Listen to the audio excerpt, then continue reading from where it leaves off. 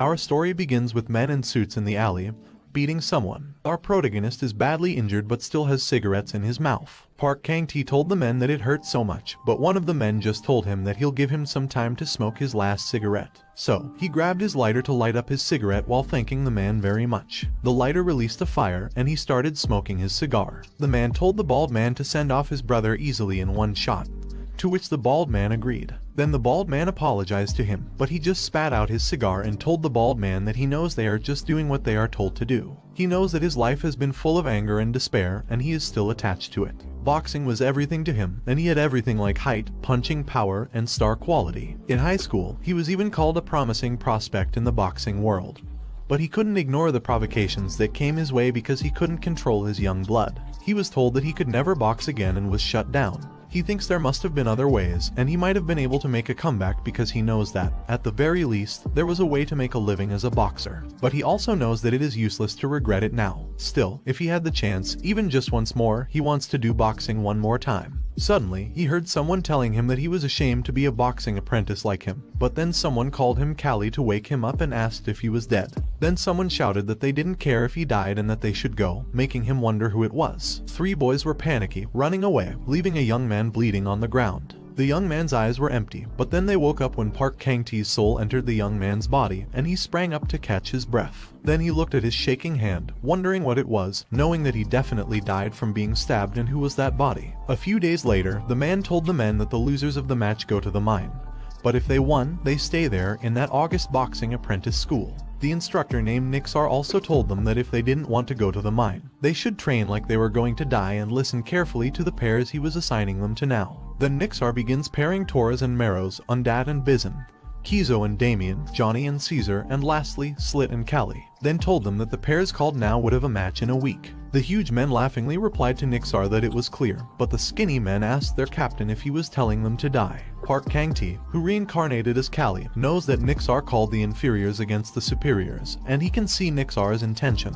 The mine is a dangerous place where many people still die from accidents or lung disease in the 21st century, and the environment there is even worse. So he knows that he must avoid going to the mine at all costs. Suddenly, Nixar called his name, making him jump in shock, and told him to follow him because he had something to ask him to do separately. One of the superiors asked if Callie was getting special treatment again, and the other superior furiously replied that Callie is a jerk who can't even keep up with training. On the other hand, somewhere else, Nixar told him that he had submitted his name to the owner for discharge. He asked Nixar if it was true, but he was surprised that he was calm. Nixar told him that he was not a boxer and he had a small build, so the same goes for the mine. He'll die soon, making him think that with a body like his, he'll die in less than a year. Then Nixar told him that he'd recommend to the owner that he be sold to a different master, but he told Nixar that he'd go to the match in a week. Nixar asked him if he is really Callie because if it was usual, he would have already cried and cried, but he firmly told Nixar that he will definitely become a boxer. Then he confidently glared at Nixar, making Nixar smile, and told him that if that's the case, he wouldn't say anything more, but if he changed his mind, he could come to him anytime. Then he silently walked outside, thinking about Nixar, questioning if he is really Callie. But he knows that he is not because until recently, he was a gangster named Park Kang-tae who lived on Earth. He got a second chance as a boy named Callie, which is the opportunity to do boxing again. But he knows that his current body is frail with weak bones and insufficient stamina. His growth spurt is late, and his punches are weak. In addition, it seems that Callie has been subjected to a lot of bullying, and it must have been because of that frail body that it wasn't seen. This makes him wonder why he got a second chance with that body. Suddenly, someone called him from the side, and the superiors were glaring at him, making him realize that it was starting again. Then Slit punched his face and kicked him away while telling him that he has never liked a bastard like him. The fact that the instructor took him in as an exception is also a problem. Then Slit asked him what he was bragging about, his father being a champion, and told him that he should just die because he was just a weak, insignificant bastard. The other man who was looking at him thought he was pathetic, but then they noticed that he was still standing up, making them can't believe it because they know that Callie would have been beaten to a pulp if it was usual. While he was wondering how pathetic the owner of his body must have been, Slit teasingly told him that he only had to look at his face for a week, but he agreed and jokingly told Slit that it was because he was going to be dragged to the mine. This made Slit angry and he launched his fist to punch him again. He was stunned, realizing it was a massive fist, and with his current body, it was impossible to dodge it. He wondered how he could dodge it, but then he was surprised to see the fist slowly approaching him. Seeing it coming, he managed to dodge the punch in time, and he wondered if he had truly dodged it. The man who was observing them was also surprised and wondered what was happening. Slit became even more furious because he had avoided his attack and launched his fist once again. It was clear that he could see the trajectory of the fist, so he dodged the attack once more and skillfully avoided other attacks while getting closer to Slit, as he could also see when the guard was down. Then, he punched Slit's chest, making Slit stumble back, and the other superiors were shocked. But Slit grabbed his shirt and aimed for him, angrily calling him a weakling, then launched his fist toward his face, hitting him hard. After this, the superiors walked away with Slit telling him that nobody liked him being cocky. The man who had been watching them from the start observed for a while and then turned around to leave, leaving him alone on the ground, badly injured. However, he smiled and laughed heartily. He wondered why he hadn't noticed until now that something as important as body weight in boxing was eye-hand coordination and reflexes. The hand-eye coordination that can see every grain of sand that falls and follows its movement, and the reflexes that dodge all the punches. He knew he had a pretty useful corner and swore that he was not going to the mine because he would win and survive. 20 years ago, there was a rising revolt of the armored gladiators, and it was a challenging situation that even regular troops struggled to cope with. The kingdom, which had barely suppressed the rebellion, later abolished the slave gladiator system, and that's how fighters were born. He found out that in this world, the audience only took pleasure in fights where opponents were destroyed with fists. Moreover, his current body made it easy for him to get injured. A man told him that if he was already exhausted, he could run slowly, but he replied with a cough, insisting that he was fine. He knew that he had to do everything to survive because in that place, lacking strength meant certain death. Moments later, Nixar shouted to them that it was over and they should stop. This left him catching his breath in exhaustion, feeling frustrated, knowing that he could run better when he was drinking alcohol or smoking. On the other hand, Nixar, who observed him, wondered how the kid who always lagged behind was now in the middle of the pack. If Callie had been like this before, they wouldn't have let him go, making Nixar wonder what had happened to Callie. Then Nixar overheard one of the men asking his friend why Callie had run with all his might today after getting beaten up. The friend inquired back if he thought Callie was acting a bit strange after his head got hurt. Nixar asked them what they meant by Callie's head getting hurt, leaving the two men shocked. He inquired further if Callie got beaten by another group, and the men replied that they believed Callie got beaten harder than usual. They thought Callie was dead because he was bleeding from the head, nose, and more. Nixar wondered if it was changing Callie because he felt the specter of death.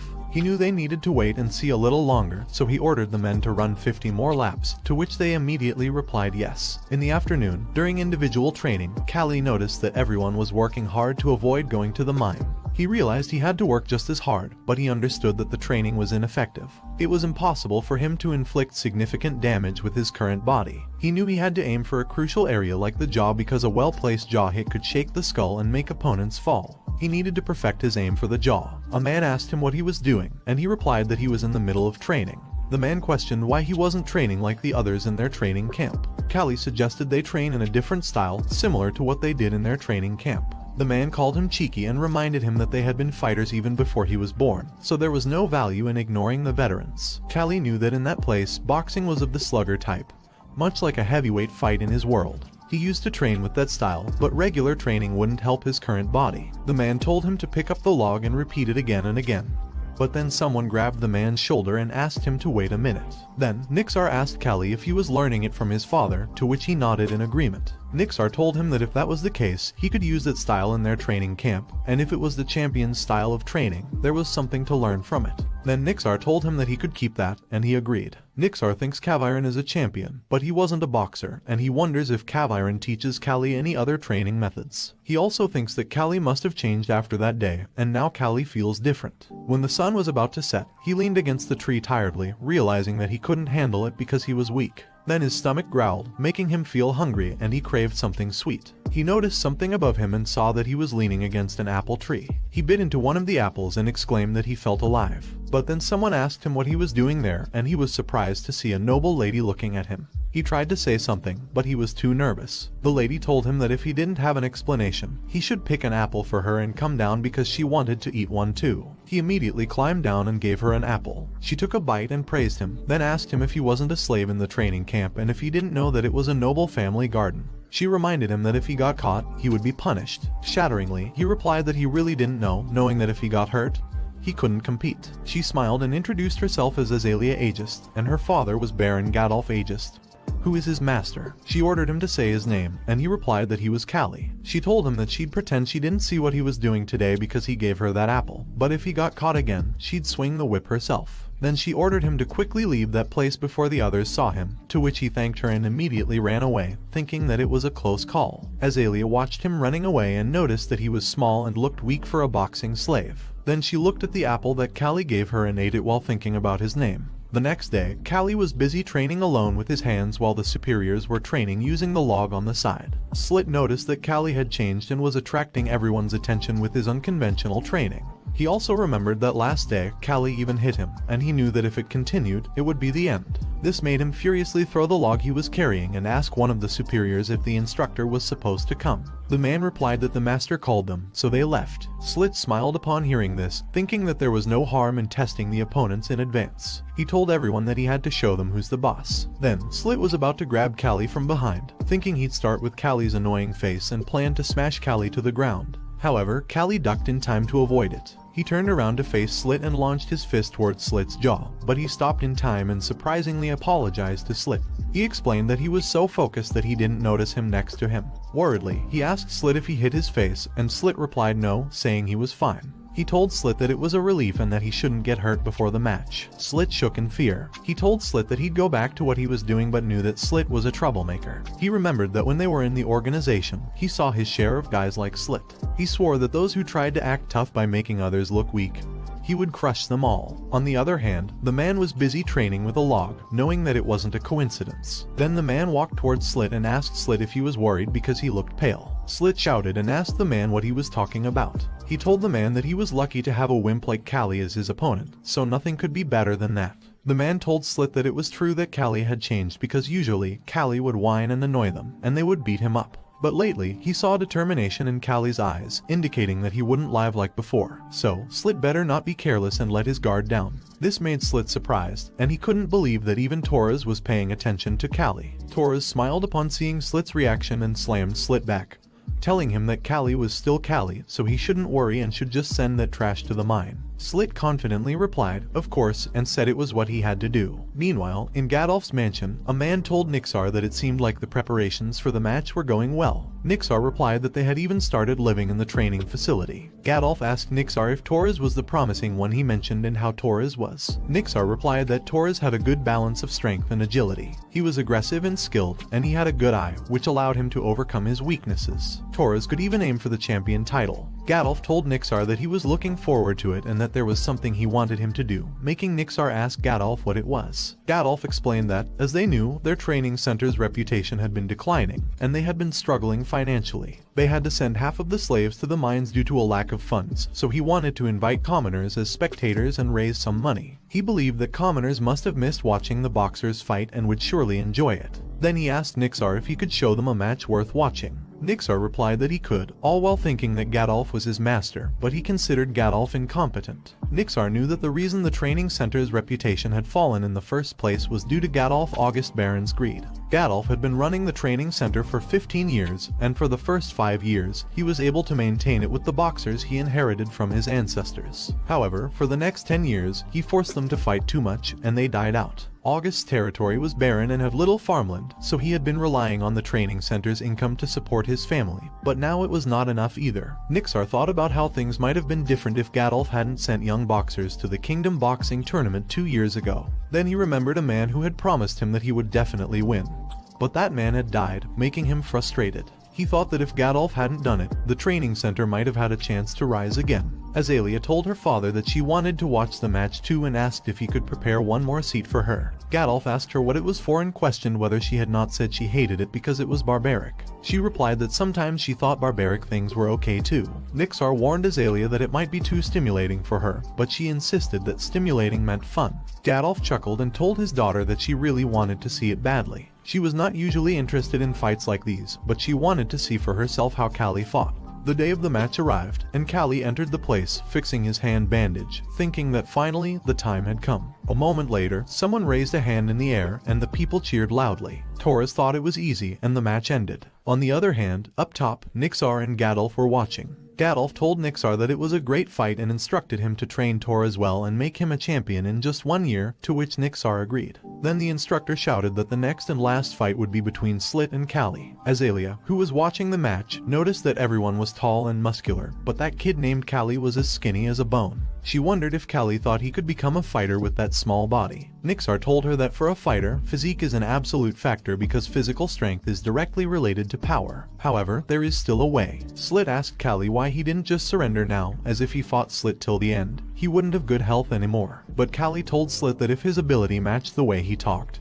he'd already be a champion. He knows it's not that simple, and he can't find a place to hit Slit. He understands that the most significant challenge is the difference in physique. It won't do any good damage if he hits Slit's torso with his fist, so he needs to target Slit's jaw. To do that, he needs 2 things. Slit launched his fist to punch him, but he dodged it. He thought that first, he needed to make Slit's upper body bend like it was now. He continuously avoided Slit's punches, making the people watching shout at him furiously, telling him not to just run away and calling him a scaredy cat. They asked him what he was doing. Slit thought that by getting provoked by the viewers, he had almost lost all his stamina, but he wondered why Callie was fine. Then Slit launched his fist at him once again, calling him a small bastard. Callie was surprised, but he knew that it was part of his plan. He made Slit keep attacking him, which caused Slit to lose most of his stamina faster than Callie, who was just avoiding the attacks. Second, when Slit would lose his guard, he could strike his jaw. But then Slit grabbed his shoulder and launched his fist at his side.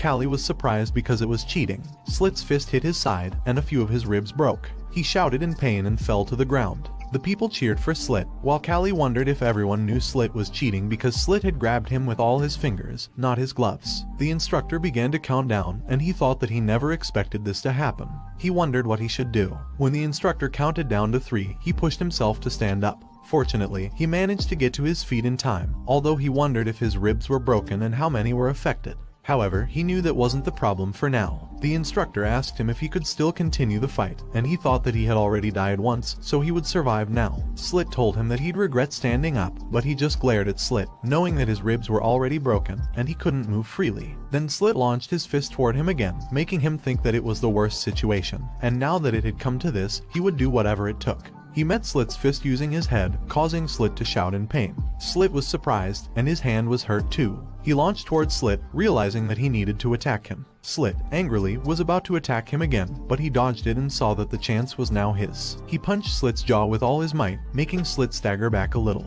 But Slit just smiled at him and asked if he thought only one of his punches would kill him. Suddenly, Slit collapsed and fell to the ground. The instructor began to count him down, while the viewers were shocked and confused. When the countdown reached 0 and Slit didn't stand up, the instructor announced that the winner was Callie. The viewers were astonished and asked what was happening, but he was just glad that he was still alive. He swore that he wouldn't let his second chance at life go to waste. A week later, the slave traders arrived, and half of the apprentices were sent to the mine. The only exception among the inferior students was him. Now, there were only a little over 10 people left in the training ground, so the training center was quiet. Later, at August's mansion, Nixar told him that the shackles would be released when he returned to the training center. He looked around because it was his first time coming to August's mansion. Nixar asked him how his body was, and he replied that he was fine. Then he excused himself to ask Nixar why the lady had called him. Nixar replied that she seemed to be interested in him after the last match. A few minutes later, in Azalea's room, she greeted him and told him that they were meeting again. Then she ordered Nixar to stay outside for a while, and Nixar, confused, replied okay. After Nixar left, she told him to sit there, but he told her that he was fine. She told him not to refuse, as she didn't ask twice. He mentioned that he heard she had called him, and she responded by throwing some fruits at him, telling him that he was a bit impatient and should have some fruits. They began to talk, and he ate the fruit she had given, which made her look at him with a smile. Then she explained that she had called him because she had something to ask him. She inquired if he knew that slaves had no right to refuse. He replied yes, while thinking that Azalea was hard to read. She told him that he was amazing in the last match and did well with his thin arms. She also mentioned his one shot, but her father said it was luck and coincidence. She asked him if it wasn't, making him ponder that she was smart and quick because Slit's punch was a coincidence, but then he told her that he shook his head, which left her confused as to what he meant by shook. He explained that if they hit the chin accurately with their fist, the head would shake, and the person would lose temporary control of their body. but it only applied when the impact was strong enough. She asked if he aimed and attacked, to which he replied yes. She smiled and praised him, then told him that she looked forward to his future moves, so he should keep winning and become a professional boxer. She also mentioned that if he became a champion, he might become a free person.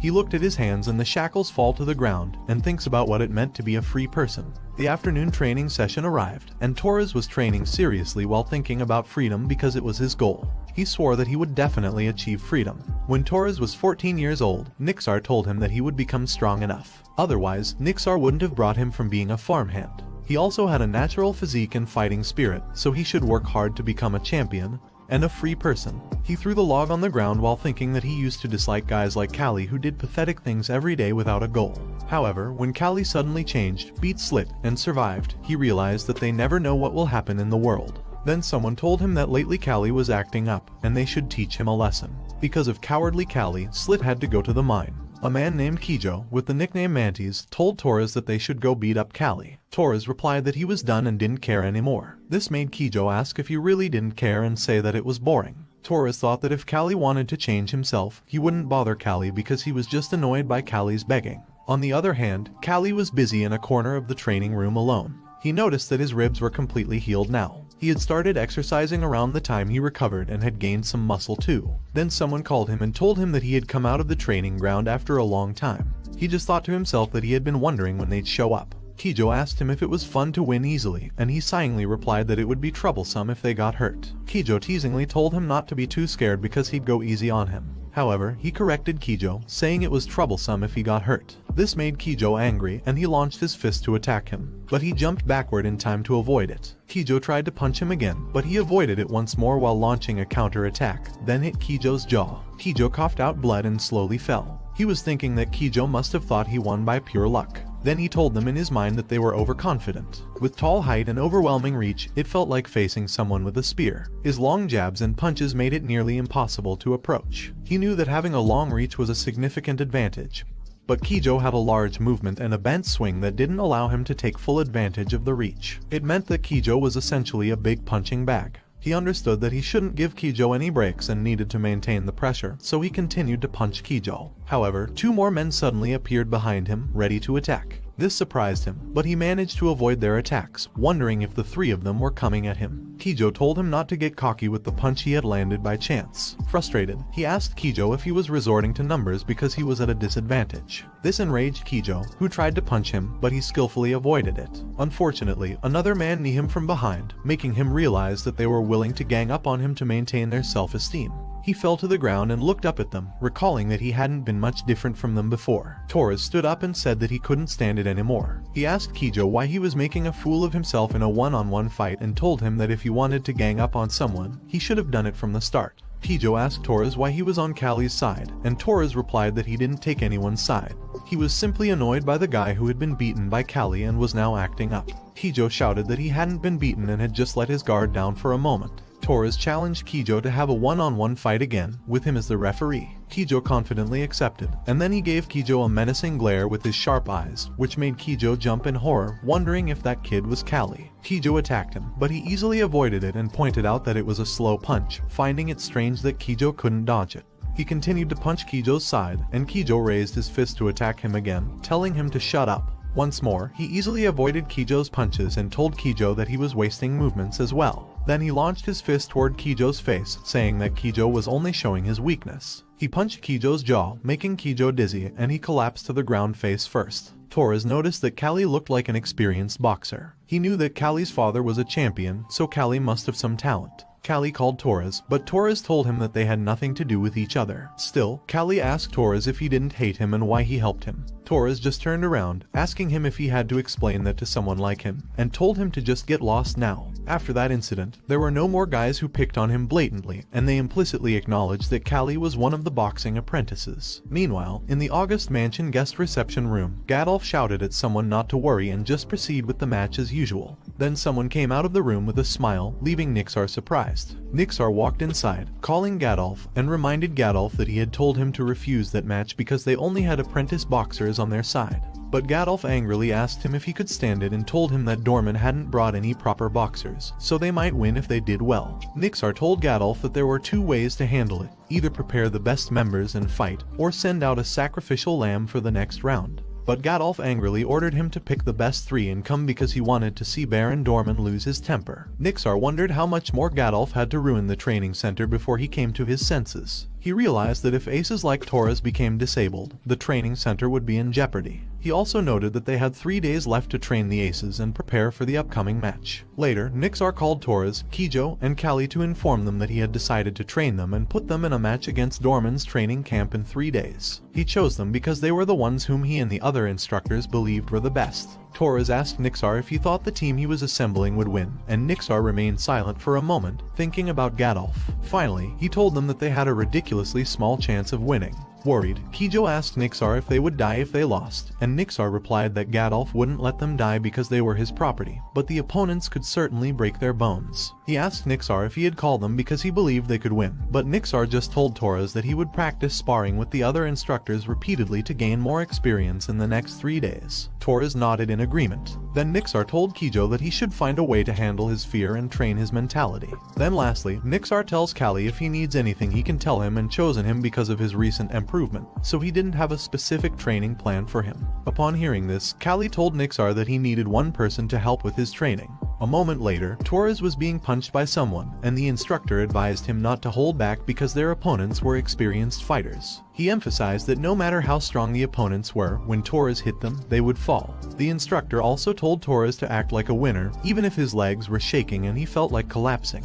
He needed to make the opponent believe that he was an indomitable force. Then the instructor suggested taking a break and continuing later. However, Torres noticed Kali on the side, making him wonder what Kali was doing in that training field. On the other hand, the laborer named Valkyra asked Kali if he was crazy and if he really meant to throw the stone. Kali simply told Valkyra to go ahead and do it, asking what he had just said. Valkyra replied that it was nothing and that he would throw the stone. Valkyra threw the stone at Kali, but Kali easily avoided it, causing the stone to hit the wall instead. Kali understood that it was a hit or miss situation, one of the key aspects of modern boxing. He knew that no matter how hard he trained in 3 days, there was no way he could gain muscles. Therefore, he planned to focus on training his footwork, weaving, and refining all of his reflexes, as they were his most critical weapons now. A moment later, he caught the stone that was being thrown at him while praising Valkyra for doing a good job. He told him that the training was over for the day, thinking that sharpening his body's reflexes was also a form of training for boxers. Then he arrived at their room and heard someone shouting that he would kill them all, with others trying to calm a man named Valky down. He was surprised by the situation and asked what was happening.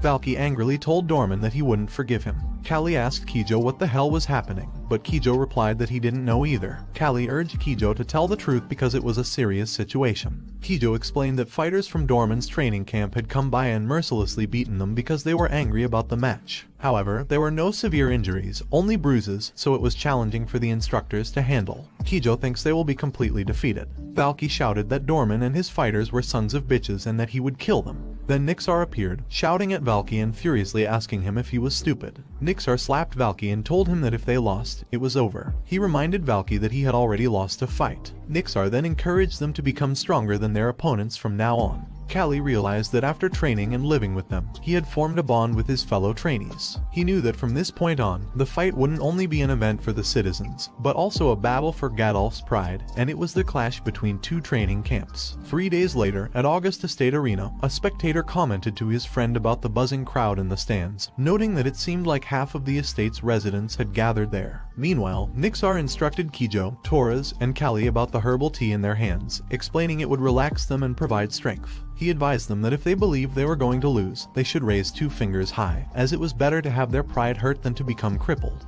Nixar then revealed the order. Kijo would go first, followed by Torres and Kali. He directed Kijo to get ready, which caused Kijo to spit out his tea and nervously question if he was really going first. Nixar simply pushed him into the ring, telling him to do well and return. Kali called out to Kijo, noticing his nervousness, and asked him why he was so tense. He advised Kijo not to let the opponent get close to him. However, Kijo was angry and questioned Kali, stating that they needed to be close to hit their opponents. The host announced Kijo's entrance into the ring, and the crowd cheered for August. Some in the audience wondered about Kijo's height when he was an apprentice, which made Kijo anxious. The host then introduced Kijo's opponent, Bass, a warrior from the Dorman Training Center with 14 routine wins. Bass called Kijo a kid and remarked that having long limbs didn't necessarily make one strong, making Kijo nervously shake. Kijo's stiffness worried Torres, while Callie expressed concern for Kijo. On the other side, Joshua laughed heartily, commenting that Kijo was tall but still just a kid. Baron Joshua Dorman teased Gadolf, asking if he agreed.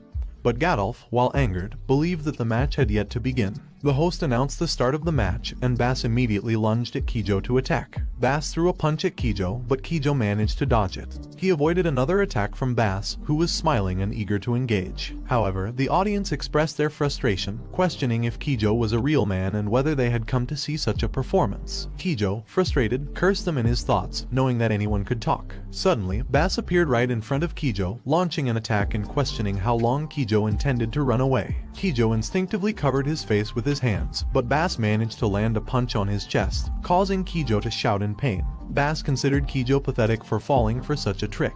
He then followed up with a punch to Kijo's face, which made Callie, Torres, and Nixar worryingly stand up in response. Kijo fell to the ground hard, and Bass proudly raised his hands in victory. However, the audience expressed their disappointment, criticizing Kijo's performance and urging him to get up quickly, or even contemplate giving up entirely. The referee began the countdown, and Kijo wondered how he could possibly win. Then he looks to his side and notices that Gadolf is glaring at him. Bass was confused when he sees Kijo gets up, and Kijo knew that if he gave up without throwing a punch, it would likely mean being kicked out of the training center. Bass, teasingly, asked if Kijo still had the will to fight. But Kijo told him to shut up and reminded himself that he was a boxer too. He told himself to calm down and follow the instructor's advice. He recalled Nixar's words, in which Nixar questioned why he lost to Callie. Nixar noted that it wasn't a fight he should have lost, especially given his advantageous physical attributes. Nixar pointed out that Kijo had failed to use his height and long limbs effectively, likely losing his composure and becoming impatient, which allowed Callie to get too close. Nixar advised him to stay calm, not be afraid, prevent the opponent from getting too close, and intercept the attacking opponent. With this advice in mind, Kijo used his long arm to punch Bass in the face, causing Bass to stumble in shock. Callie, Torres, and Nixar cheered for Kijo. Even Kijo couldn't believe that he had landed a punch successfully, but he felt confident that his fist had struck Bass. Kijo continued to punch Bass, taking advantage of the situation, while the crowd loudly cheered for him. Callie observed that Kijo was now more flexible and faster, having reduced unnecessary muscle stress, making his attacks even more threatening. Kijo's agility and speed were evident, and his attack style was akin to that of a mantis. Bass was ready to retaliate, but Kijo's height presented a challenge, and it was hard for Bass to mount a defense. Bass knew that he had to hit Kijo harder than Kijo was hitting him to secure victory, but Kijo skillfully avoided Bass's attacks and smiled, knowing he had the upper hand.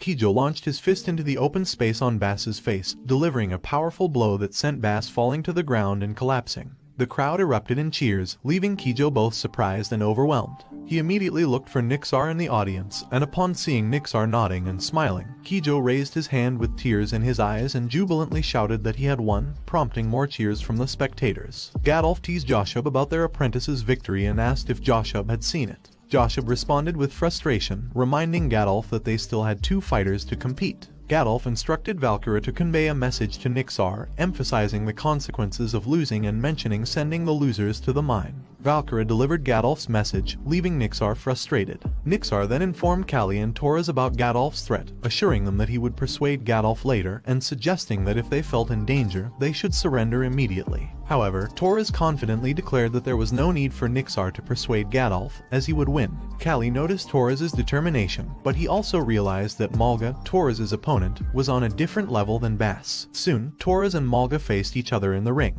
Malga offered Torres advice, noting that he was different from Bass and suggesting that Torres give up to avoid getting hurt. Torres responded by telling Malga not to say anything and challenged him to fight. When the referee initiated the match, both fighters immediately launched their fists at each other. The audience, including Callie, was shocked to see both Torres and Malga landing simultaneous punches on each other, resulting in blood being splattered around the ring. Unfortunately for Torres, Malga's strength proved superior, pushing him back. Despite the odds, Torres managed to hold his ground and exchanged punches with Malga once again, creating an exhilarating moment for the audience. Torres, with a smile, asked Malga how many hits he had taken, trying to project confidence even if he was on the verge of exhaustion. Malga acknowledged that Torres was used to facing more active fighters but vowed not to let him win. He then launched another attack, deliberately using his elbow to hit Torres, which led to Torres bleeding. Torres confronted Malga about the elbow strike, calling it cheating. Malga brushed it off as an accidental outcome that often occurred during matches. Despite this, Torres wiped the blood from his head and replied, "Okay," while secretly seething about how the situation had unfolded. Malga thinks 18 fighter collapsed into his hands, and although he failed to become an A-class fighter, he was still proud to be a veteran. But Torres was only an apprentice fighter, making him wonder why isn't Torres going down while Torres attacked him.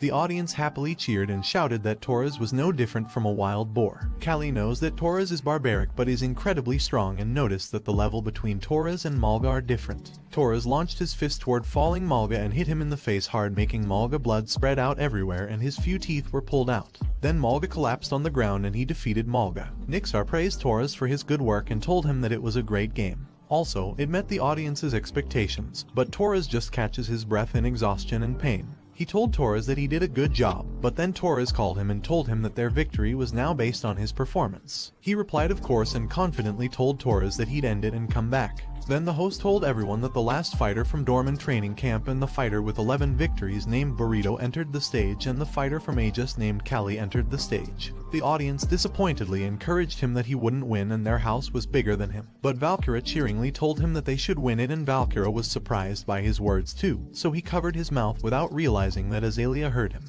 She asked Valkyra if he know Callie, and Valkyra replied that yes, because he helps Callie during training, and Callie asked him to help throw stones at him while he avoids them. But then Joshua says that Callie was a bone and they just let their guard down before, but he think that time they'll win easily. Gadolf teasingly told Joshua that it will be disappointing if they didn't win that time, making Joshua shake in anger. Azalea was also expecting Callie to fight as she looked at him in the ring, facing Burrito. Burrito apologized to him because he wouldn't let him win. Then, Burrito swiftly jumped toward Callie and appeared in front of him, taking him by surprise. However, Callie managed to jump in time to avoid Burrito's attack, realizing that Burrito was faster and more dangerous than he had expected. He quickly jumped to the side to gain a better position, but was surprised to find that Burrito was blocking his movements. Realizing that he was cornered, he launched his fist to attack, knowing that he needed to escape at any cost. He landed several punches on Burrito, but Burrito told him that his punches were weak. The audience became angry and shouted at Burrito to fight properly, considering Callie just a beginner. They questioned why he wasn't using his fists, especially as a fighter with 11 wins. Burrito glanced at the audience silently, but then Callie teasingly reminded him that he wouldn't let him win, so he better use his fists properly. Burrito was aware that Callie was using the audience, and he couldn't figure out what Callie was after. However, he was determined to crush him and launched an attack. He glared at Burrito's fist, knowing that an attack was imminent. He successfully dodged Burrito's first attack, then the second, and even the third, leaving the audience shocked and Burrito confused, wondering if Callie was truly just an apprentice with such sharpened senses. Meanwhile, Joshua was furious, calling Burrito a punk and wondering how Burrito couldn't land a single punch on Callie, who was just a skinny apprentice fighter. Azalea smiled, knowing that Callie was different from the typical apprentice fighter, silently urging him to show everyone that he was indeed unique among the fighters. Burrito was angry and attacked him again, but he noticed that Burrito always used the right jab, so he easily and quickly avoided it. Then he saw that Burrito's next attack was a left hook and a right uppercut, and he avoided all of them. He remembered Valkyra asking him why he was avoiding these punches, but he asked Valkyra if he wanted him to get hit all the time. He told him to look at his body and explain that if he got hit by those punches, he'd break into pieces. Valkyra told him that it wasn't what he meant. He explained that in the end, if he didn't punch his opponent, he wouldn't win. He explained to Valkyra that he would avoid the punches while waiting for the perfect time. This made Valkyra confused, and he asked what he meant by the perfect time. He replied that it was about watching his opponent's movements and analyzing their patterns. He figured out that Burrito would first prepare his foot for a step, move his upper body for a punch, and then he analyzed his shoulder, chest, and waist before he was ready to attack. He didn't know if his fragile body could endure the hit, but he was confident that his experience and body sense could help him win. Then, he punched Burrito in the face, making Burrito's nose bleed. He followed it with a punch to Burrito's cheek, not giving Burrito a chance to recover. The audience, Nixar, and the masters couldn't believe that he had hit Burrito for the second time. Valkyra was also surprised, thinking about analyzing patterns because he saw that Callie had really done it. Burrito was on his knees, wondering how it could happen. He told Burrito in his head not to stand up because he couldn't use his right hand anymore, and that he should give up so they could move forward. However, Burrito furiously slammed his hand on the ground and stood up, calling him a son of a bitch. This left him in a position of frustration. Burrito told him that he was like a rat and that he would crush him without him realizing that Burrito was holding sand in his hand. Then Burrito threw sand into his eyes, thinking that no matter how fast he was, if he couldn't see, it would be his end. Azalea shouted that it was cheating, but Joshua just told her that it was Callie's fault for not being careful, and it was natural that when they fell, they got sand in their hands. On the other hand, Callie was frustrated because he really couldn't get used to the boxing fight there. He tried to open his eyes, but it hurt too much. Suddenly, Burrito punched his face, sending him flying into the distance. Burrito told him that he was nasty, but he just stood up with his eyes closed and faced Burrito once again. Burrito ran toward him, shouting that it was the end, but he didn't move from his position, knowing that he needed to stay calm because his analysis was already done. He knew that Burrito always starts with the right jab. Then he launched his fist toward Burrito and punched him in the face with all his might, making Burrito bleed and slowly fall. Burrito collapsed to the ground, defeated. The referee began to count down, and when the referee hit 0 and Burrito didn't stand up, he raised his hand in victory, shouting, making Azalea shocked. She had come all the way there to experience that sensation.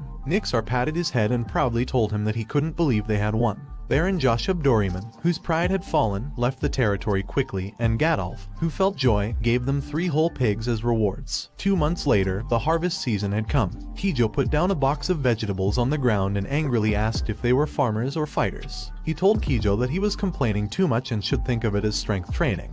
Also, Callie's body had gone through many changes. A moment later, he placed the last box of vegetables on the table, and the farmer smiled, telling him he did a good job. The farmer suggested he take some with him, to which Callie thanked him. Then, the farmer asked if they were going to the harvest festival of Duke Wesley, and Kijo replied no because they were still apprentices, so they had to wait another year to go. The farmer said it was too bad because he wanted to see their matches again. He asked Kijo what they were planning to do at the harvest festival as he waved goodbye to the farmer. Kijo responded by asking if he was silly and explained that the highlight of the harvest festival is boxing, and their master is one of the Duke's relatives. Kijo further mentioned that Dorman and August were competing under his sponsorship, with Dorman currently having the upper hand. He pretended to remember, but Kijo teasingly asked him if he'd been hit on the head hard before. Callie then glanced back at the mansion, realizing it had been a year. Meanwhile, in August's mansion reception room, Nixar tried to persuade Gadolf to give him 1 more year. He told Gadolf that the last match was well prepared but that he was lucky. Gadolf, in response, mentioned that a letter had arrived from the Duke's house, and they must have heard about their last victory. The Duke wanted to see the 3 apprentices, and if they refused, it wouldn't be good for them. Nixar understood that Duke Wesley was one of the 5 dukes in the kingdom, and they couldn't possibly refuse. He replied, "I understand." Gadolf told him that they would depart for the Duke's house with an escort the day after tomorrow, so they should get ready. From now on, those 3 were official boxers, so he should mark them. A moment later, Callie felt that the mark on his shoulder was still sore, but as long as he could box, it didn't matter. Then, they continued on their journey. Suddenly, someone congratulated Callie for becoming an official boxer. Azalea told him that thanks to him, she could walk alongside the nobles. He asked her if she was talking about him, and she replied yes, for which he thanked her. She stared at him, making him confused, but then she told him that he had changed a lot and should show his training results at the harvest festival. Kijo asked him if their lady wasn't pretty and mentioned that her red hair and full lips showed her beauty from afar. Callie remembered her expressions and realized that she was indeed pretty. Torres told Kijo to watch his mouth unless he wanted to face their master's anger, but Kijo asked Torres what he was so worried about and suggested that Torres actually liked him. This made Torres angry, and he attacked Kijo from behind. Kijo told Torres he got the message, defeatedly. The knights told them to be quiet. The night arrived, and the captain of the knights told everyone that they should stop there to take a break and then leave. Kijo, irritated, asks why they are going around the mountain, and the bugs are sticking to him. He just asks Kijo back, who would have known that the bridge collapsed because of the rainstorm. Kijo asks them back, what if bandits show up? On the other hand, inside the carriage, Gadolf tells Azalea that the sun sets quickly in the mountains, so she should go to sleep first. Then Gadolf told the captain of the knights that they'd leave early tomorrow morning, and the knight replied that it was harvest season now, so the bandits were rampant. He should hurry. But Gadolf asked the captain of the knights if it wasn't because of those bandits that he pays them. While they were busy talking, he heard something and wondered if it was a rustling sound. Kijo shouted that something moved in the bushes, and he told Gadolf that they should leave now, making Gadolf ask them what it was and where they thought they were going. Suddenly, someone threw something at the captain of the knights, and a swarm of sharp arrows flew in their direction. Gadolf panicky shouted that it was an attack, and the knight immediately protected Gadolf. Nixar, who was hiding in the bush, told them to come there, but he noticed that the arrow shower stopped and saw that there were too many bandits approaching them. He told Nixar that they didn't have enough soldiers, so if he unlocked their chains, they'd fight with him, to which Torres and Kijo agreed too. Nixar got the key to their chains and freed them while telling them to only subdue the ones who approached them and protecting Gadolf and the lady is their priority. Suddenly, one of the bandits attacked Kijo with a sword while shouting that he found them. Fortunately, he blocked it in time with the chain on his wrist and punched the man in the face. He told them not to just stand there and they should go. Torres wrapped the chain around his arm while saying that Callie was a crazy bastard, and Kijo told Torres that Callie was definitely not an ordinary guy. On the other hand, he was running fast toward the carriage, knowing that he had to find Gadolf and Azalea. The knights grabbed Gadolf, who was trying to free himself from them, but the knight told him that they had to go quickly, making him realize that Gadolf is safe. But then Gadolf shouted that Azalea was still in the carriage, making him surprised and immediately run toward it. But he noticed that one of the bandits was already approaching it, so he shouted to the man to stop. The man just smiled at him and swung the sword at him. Fortunately, he blocked it using the chain on his arm, but he still got thrown to the ground hard, realizing that the man had strong power. Then the man opened the carriage door, making Azalea surprised and shout in fear, which he heard. Then the man came out of the carriage holding a collapsed Azalea in his hand. When he saw Azalea didn't move, he shouted and worriedly called her name. Then the man ran away speedily while holding Azalea. Gadolf asked the knights what they were doing and ordered them to help Azalea. However, the knight didn't move and told Gadolf that he'd be back in a bit. A few minutes later, the man ran toward the cliff while he was telling him to stop and that there was nowhere else to go. The man put down Azalea while telling him that he looked like a slave and pointed the sword at him while asking if he wanted to come with them. He just asked the man why he would point a sword at him when recruiting him and told the man that if he comes with him, he would end up doing nothing more than banditry. The man positioned himself and told him that it was the end of the story. He noticed that it was a train move and asked the man if he was a gladiator. The man jumped toward him to attack him while telling him that he was a gladiator with 42 wins. He knew that it was impossible to fight the man head-on, making him wonder if he should fight him or pass him. The man swung his blade at him, but he jumped back in time to avoid it. Then he speedily ran toward Azalea, making the man surprised. But he just grabbed Azalea from ground and told the man that he felt sorry for him because he had no intention of fighting, while jumping off the cliff with Azalea. Then they fell into the ocean, leaving the man alone looking at them. A moment later, he called Azalea to wake up and was glad that she was breathing. She slowly opened her eyes and sat up in shock, making him glad that she had regained consciousness. He asked her if she was all right. A few minutes later, he told her what had happened, and she told him that she clearly remembered that one-eyed man who hit her, while he was busy thinking that he never thought he would use the camouflage techniques he learned in the military there. She told him that they should at least light some fire, but he told her that it was not possible because the trees were all moist, and worst of all, they might get caught, making her say that he was incompetent. He was surprised when he saw her shaking from the cold and thought that her body temperature must have dropped a lot because of the wet clothes. He told her that if she kept wearing wet clothes, she would catch a cold, and she'd feel less cold if she took off her clothes. This made her shyly ask him if he was telling her to take off her clothes and called him a shameless bastard. He assured her that he didn't mean it that way. He was just saying that it's better than freezing to death, and he'd turn his back. She told him that he had become quite bold, and he replied that it was because right now he had to protect her, and if anything happened to her, Gadolf would kill him. She told him not to look back and that she'd kill him if he turned around, to which he agreed. The truth was his head was spinning as he heard her taking off her clothes. Then he asked her if she was feeling less cold, but she still shivered from the cold. She noticed that even though he was freezing, he could see his lips turning blue, and his body was shaking with cold. He told her there were two ways to warm up, either move their bodies to raise body temperature or stick their bodies together. She replied that it was okay and she was fine, but then she was surprised to see him doing push-up from the ground. He stood up and excused himself to her. Suddenly, he put his arm around her, which made her surprised, and she shyly asked him what he was doing. He reminded her that he had told her they needed to stick their bodies together because it was said to be a way for soldiers to endure the cold during winter marches. He told her that she might not like it, but if something happened to her, he'd be in trouble. She silently sat next to him. The next morning, he told her that it seemed safe around there and asked if she could walk. She asked him if he was going to carry her if she couldn't, making him realize that Azalea was still acting tough. Suddenly, her stomach growled with hunger, and she shyly said she couldn't help it because she hadn't eaten anything since last night. Later, near the river, he asked her if she'd like to have some. Then he cut the raw fish he had caught in the river and gave her a piece of its meat. At first, she felt disgusted, but when she tasted it, her expression changed. After that, they continued to walk, and he told her that if they headed upstream, they'd be able to rejoin their group. She asked him what if they encountered the bandits first, but he told her to leave it to luck, making her say that it was irresponsible. He assured her that he always did his best, and, after all, he was just wishing her luck. She thought that Callie was not like a slave or a typical boy. He was enigmatic and seemed to learn things in his unique way. She shyly told him that the more she knew him, the more mysterious he became. He asked if she said something, but she just told him to keep looking straight while walking. Meanwhile, a man was furious because he was trying to secure the ransom.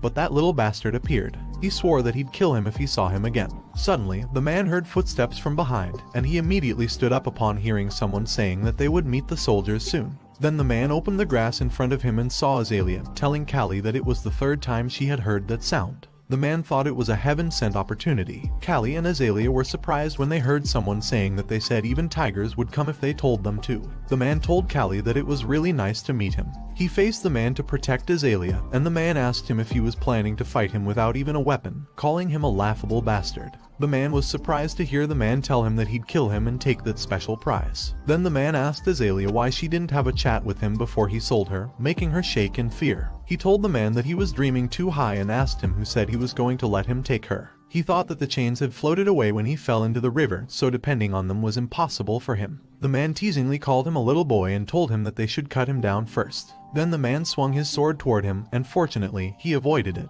but it cut his hair and his clothes. The man told him that he was fast and teasingly asked him how long he could avoid it. Then the man continuously attacked him with the sword, and he continuously avoided the strikes. However, when the man turned his body around, he didn't dodge the man's kick because he didn't expect it, and he slammed onto the ground hard, making Azalea worriedly shout to him to watch out. He was surprised that the sword was near his face, but luckily he rolled to the side in time to avoid it, and he immediately stood up. He realized that the sword had high killing power and long range, but he already knew about the law of destruction. He knew that against a player with long arms, guns, and knives, if he wanted to win with his bare hands, he had no choice but to move forward. The man teasingly told him that he understood that he was sticking his neck out, but Azalea knew that the man was wrong. The man swung his sword at him, but he speedily jumped to the man's side to avoid the attack and found an open space. He then punched the man's side, making the man growl in pain. The man swung his blade toward him in anger while shouting that they should take it to the end. He jumped backward to avoid it, knowing that what he needed now was the courage to face the blade, and his nose was lightly cut by the sword.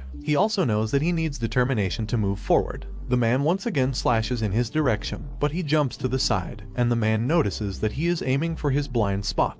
Then he punches the man in the jaw, making the man cough up blood. Straight away, he grabs the man's shoulder and slams him hard on the ground, making the man shout in pain. He doesn't stop and punches the man in the face, elbows the man, and continuously punches him until he's exhausted and can't move anymore. He leans against a nearby tree while the man is badly beaten near another tree. The man still tries to grab his sword next to him and furiously swears that he'd definitely kill Callie. Then a shadow appears in front of the man and grabs his sword, making the man panic. Azalea lifts the sword and says that the man tried to disgrace her, and then she stabs the man with the sword, leaving Callie surprised. Shakingly, she tells him that even killing the man 100 times is not enough, which leaves him stunned and realizing that Azalea is not normal either. After dealing with the boss, they were found by the rescue team and were able to return safely. Nixar, who was applying ointment to his cut, told him that he was lucky because if he had cut a little higher, he would have been blind. He teasingly told Nixar that he looked more manly and nice. Suddenly, someone called him, and Gadolf thanked him for saving his daughter. He couldn't believe that Gadolf was thanking a slave, and he replied that it was his duty. Gadolf told him to sit down and rest and made it clear that it was an order because he deserved it, and had the right to do so. Then, Gadolf angrily says that those pathetic knights don't know what even a young slave knows, while glaring at the knights behind him. Gadolf then tells him that it's amazing that he fought and won against a gladiator. He asks if he has any secrets, and he replies that it helps to look weak because they always underestimate him. They rescued Azalea from the bandits and earned their loyalty. They were able to ride in a carriage, and finally, they arrived at the Wesley Duchy. Duke Wesley cheerfully told Gadolf that it had been a long time since they had seen each other and that they had traveled a long way. Gadolf thanked Wesley. Wesley noticed that Azalea was there too and told her that she had become a lady who looked just like her mother. She replied that she was honored that he remembered her while he stood behind her. Before that, she told him that one of the servants was sick in bed, so he'd have to serve instead. He was the best fit because the others had ugly faces and bulky bodies that couldn't be made into servants. A minute later, the nobles were sitting at a long table. Wesley asked Gadolf if it was true that August won all 3 matches in the last boxing match and told him that he heard they were all apprentices. Gadolf replied that it was embarrassing and those apprentices were now official boxers. Then the nobles began to chat with each other, making Azalea feel left out and sigh in boredom.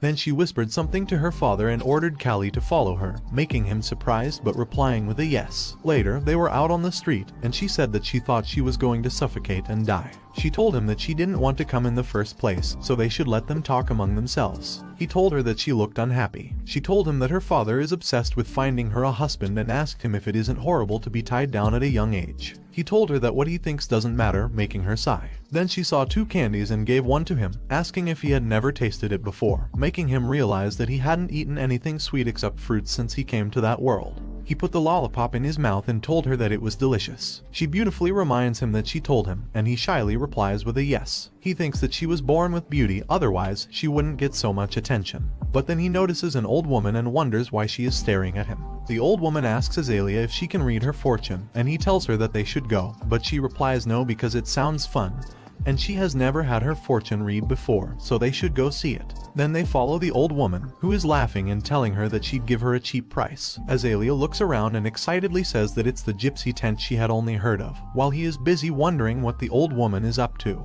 The old woman tells Azalea that her life is not sailing smoothly and there will be many twists and turns. She replies that it's good and it would be boring if her life were like everyone else's. Then she also tells the old woman to look at her marriage or love fortune, too, making Callie realize that whether it's there or on Earth, fortune telling can drive people crazy. The old woman tells her that her partner might be close by, but she won't be able to have the love that everyone blesses her with, making her blush and leaving Callie confused. Then the old woman offers to read that boy's fortune for her as a service. He initially replies no and says he's fine. She tells him not to be cold and that it's for free. Also, he has nothing to lose, so he sits down, and the old woman begins to read his fortune using the crystal ball. The old woman sighs and tells him that he has come from very far away, from a place that people there can't even imagine, making him surprised. He asks the old woman where he came from, but the old woman replies that she doesn't know it and she just says what she sees. Azalea asks the old woman what she sees, and she replies that she sees a metal that flies in the sky, a carriage that moves without a horse, and a human inside a box. He stands up in shock, wondering what the old woman is saying and if she sees a glimpse of his past. The old woman told him that there was an unusual energy hanging over him, and he seemed to have an angel by his side. Azalea told him that he had the fortune to become a fighter, and maybe that's why he had won so far. He told her that it was just a superstition, and if she believed it, she would be a fool. She poutingly looked at him and said she also knew that, and he should not cross the line because he was just a slave. Panicky, he apologized to her, while the old woman couldn't believe that he was just a slave because she knew that a man with that kind of energy wouldn't end up just becoming a slave. In the next 3 days, he needed to soothe Azalea's anger, and finally, he went back to the slave dorm. He thought he could train as soon as he arrived, but the knights teasingly asked him if he was a real fighter because he was a skinny guy. They told him that even his dog could be a fighter, making him wonder why these guys were picking a fight with him. He asked them if he could just go in, but one of the knights told him that he would if he crawled under his foot, while the other one laughed hard. He asked them if they had ever been hit by a fighter and told them to stop picking a fight with him. One of the knights got pissed and asked how a slave like him dared to be arrogant, then launched a spear at him. But then someone shouted at the knight to stop and asked what it was. The knights were shocked to see Wesley behind him and asked Wesley how a slave could come to a citizen's place. Wesley told them that Callie belonged to his customer, Baron Ajust, and asked them if they wanted to stain his face, leaving the knights stunned in fear. Wesley told him that when he first saw him, he didn't believe he was a fighter and asked if he was one of the fighters who defeated Dorman's fighter. He replied yes, but he jumped in shock when Wesley touched his body and told him that his shoulder muscles were strong. Still, he didn't believe he was one of the fighters who defeated them. Then Wesley asked him what he was hiding, making him in shock. But Wesley quickly smiled and apologized to him, saying he was just really excited to meet one of the fighters. Then he told him that he'd stop now before it got boring. Wesley walked away, telling him that he would see him at the match, leaving him wondering what the hell it was. Later, in the accommodation for the slaves and fighters, he was training. Thinking that when he had so many things on his mind, he expected that training was the best. He was doing a push-up with one hand, upside down. Suddenly, someone called him, and Torres teasingly asked him if it was nice to live in the castle for 3 days. He replied that he was dying of frustration. Nixar told them that the place they were standing was a big one, bigger than their previous training area. It's not only Dorman's slave fighters training camp, but also stray fighters, so if they were lucky, they might not play, and they might be left because the round is full. Torres asked Nixar if they were on the lucky side, and Nixar replied that for now, they were, but they were 100 years early to deal with the other fighters gathered there. Torres asked Nixar if he was telling him to stay still in the training camp when he was ready to win everything now. Nixar looked at Torres for seconds and sighed in frustration. Suddenly, Nixar kicked Torres in the stomach and angrily asked Torres if it was funny when they were probably going to end up dead before their debut. Then he told Torres not to joke around and explained the fact that there are many boxers who have won dozens of times in a row, which which means dozens of boxers were buried underneath. So, if it's not because of the match, he'll kill them with his hands. Torres stood up and told Nixar that he'll keep it in mind and apologize to him. Nixar told them that no matter how good a fighter was, they lose focus sometimes during the match, which is why he was worried about Kijo. But Kijo shouted that he was okay. Suddenly, they heard someone shout that it was an ogre and Dorman's ogre had come, making Nixar shocked and immediately turn around to look at it. Then they saw a huge guy in the center of the other men, and Nixar said that Joshub had sharpened his sword, and he couldn't believe that Joshub brought that ogre. Kijo fearfully asked what the hell it was and if it was a human. Nixar replied that people compared him to be at the same level as a monster. Callie wondered if the huge guy is a person, and doesn't that guy really look like an ogre from a fantasy world while looking at Dorman's ogre, a fierce fighter who has won 76 times in a year. Kijo counted the 76 wins in 1 year, and Nixar told Kijo that the ogre must have fought 3 to 4 times a day. Nixar told him that there are rumors that ogres can rip someone's ribs off with just their bare hands and asked them if it made sense that the guy was called an ogre. Kijo worriedly asked Nixar if they wouldn't be in danger and if their master couldn't do something about it because if they fought the ogre, they might die. Nixar told them that actually, their master said it was too early to let them fight the ogre, so there was a possibility that they wouldn't have to go up against it. Torres said that it was interesting, and the guy's nickname, Ogre, doesn't feel like an exaggeration at all. It's like they're dealing with a different species, which left Kijo stunned in fear. But then Kijo tried to laugh and asked Callie if he didn't want to fight the ogre like him. However, Callie replied that if his fist didn't touch the ogre's jaw, he'd need to make the ogre bend his body, but he wondered how. He guessed that maybe he'd lose his stamina first but thought that hitting other parts wouldn't do much damage because the size difference was so great. Honestly, he couldn't think of a way to fight the ogre. Kijo wondered if they were crazy and if they really wanted to fight that monster. He also noticed that Callie sometimes felt different and had some barbaric side, making him think that Callie was different from an ordinary human. Later, the nobles gathered in front of the task board, and someone told them that it was the match schedule, so they should check if it was written correctly. Joshub told Gadolf that it would be tough and they would meet again this time. Joshub teasingly told Gadolf that everyone would give up in front of the ogre, but Gadolf just laughed and told Joshub to see the match later. Nixar praised Gadolf and told him that if he fell for Joshub's provocation, he would only lose his fighters. Gadolf replied that he also knew it and wondered who was crazy enough to fight a monster like the ogre, knowing the reason why Dorman Ogre is so famous. Joshub teasingly told Gadolf that he was trying to give respect to the 3 fighters last time, and they would see. Nixar asked Gadolf what Joshub meant and if he wanted the 3 of them to die. Gadolf replied that he heard Joshub made his 3 fighters fight the ogre, so Joshub must be serious this time. But Nixar knew that it was actually a death sentence for them. Gadolf asked Nixar if they didn't come there to see the match schedule, and Nixar replied yes. Then Nixar told Gadolf that Torres was on the first day, Callie and Kijo were on the second day. Also, the ogre was on the first day, but he had no fight with them. Gadolf told Nixar that it was a pity for the other Baron's fighter who would face the ogre, to which Nixar agreed. The first day match at Wistry Stadium had the man stunned in fear as he faced the enormous ogre. He pleaded with Ogre not to come any closer, and his fear forced him to retreat, eventually pinning himself inside the ring.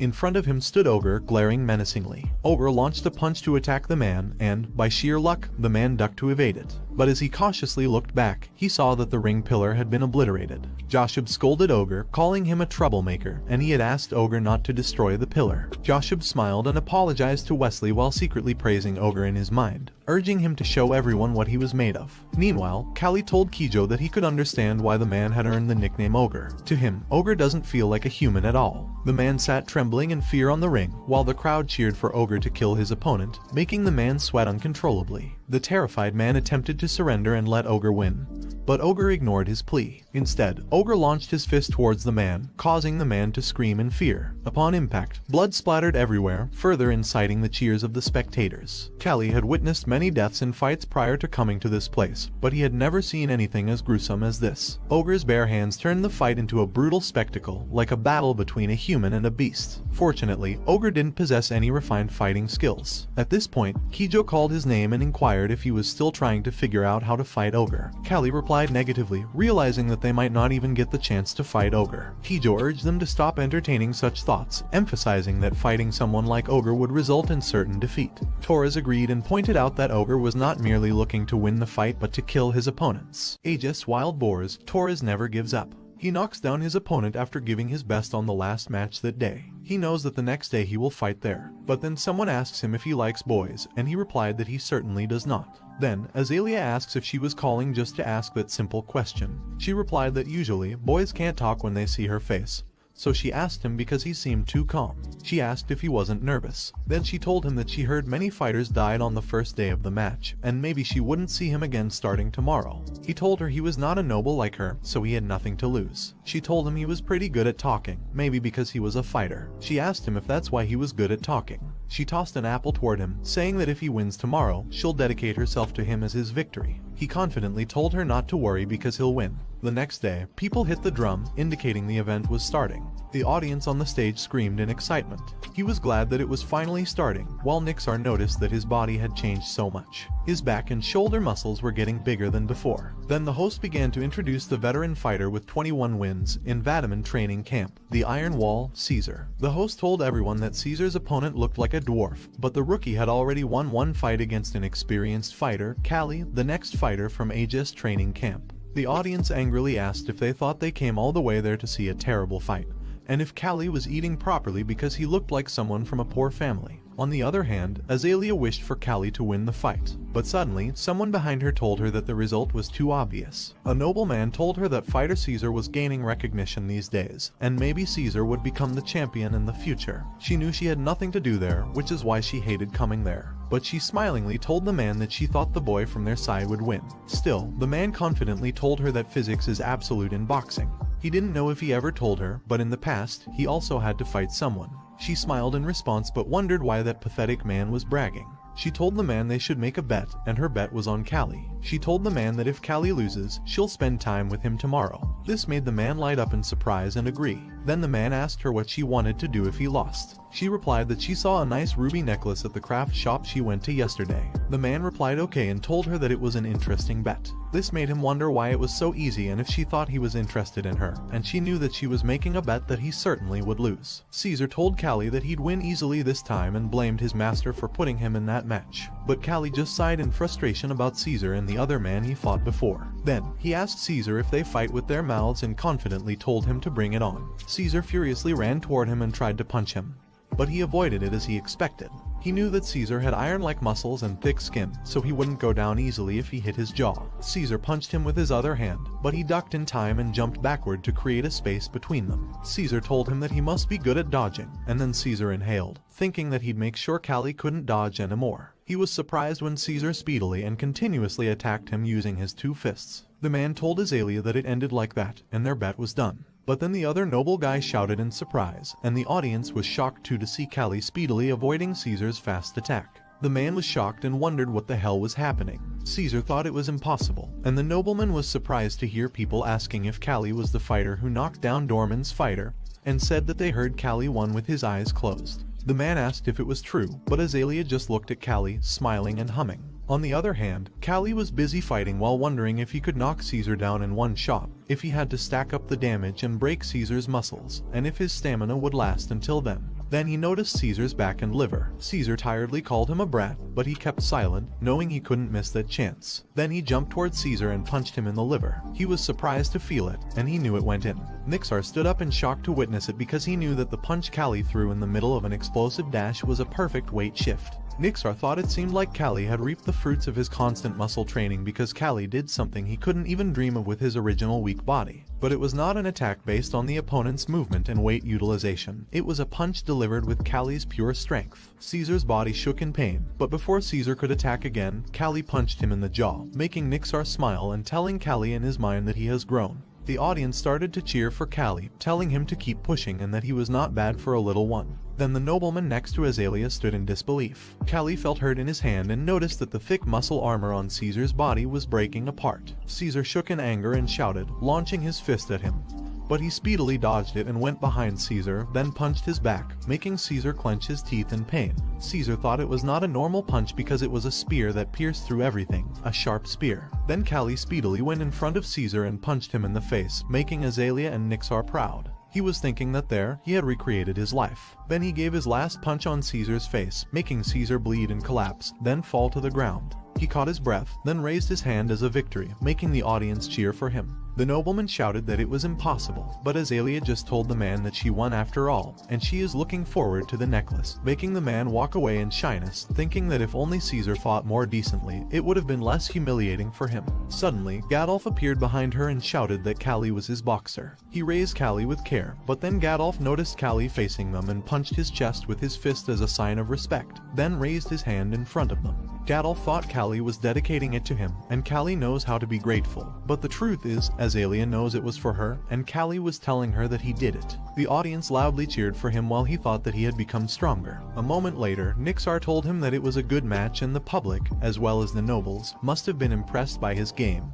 To which he thanked Nixar. But then he felt pain in his hand, so Nixar unwrapped the bandage on his hand, showing his injured fist, and told him to soak it in water. He immediately soaked it while Nixar told him that, as he expected, he still has a long way to go. He didn't even know it hurt and thinks if he had pushed himself a little more, he would have damaged his bones. Torres told him that his fragile body was still the same. But he did well, and he thought he only used his head. Then Kijo shatteringly told him that he won and he was going to win too. Torres told Kijo to stop shaking because he was shaking his chair too. Nixar told Kijo to breathe deeply and asked him if he wanted to go out and not be able to punch. Kijo replied that the crowd's noise was ringing in his ears, and he was out of breath and suffocated, making him go crazy. He noticed that Kijo looked like he was having a panic attack, but he was not surprised to see it on someone as fragile as Kijo. He told Kijo not to think too deeply and just back off and hit with his long arms like he did in the last match. Kijo asked him if it was possible, but a moment later, Kijo proudly shouted that he won and he damn well won too. Torres said it was annoying, but he just laughed while they both looked at celebrating Kijo on the stage. Kijo thanked him because he did what he said and won, to which he agreed. Kijo shouted that he was so strong and he must be the best. But Callie knew that it was a desperate measure, but guessed that maybe Kijo had some talent. Later, Azalea happily told him that he should see that man's face because the man's face turned red, and his hands were trembling.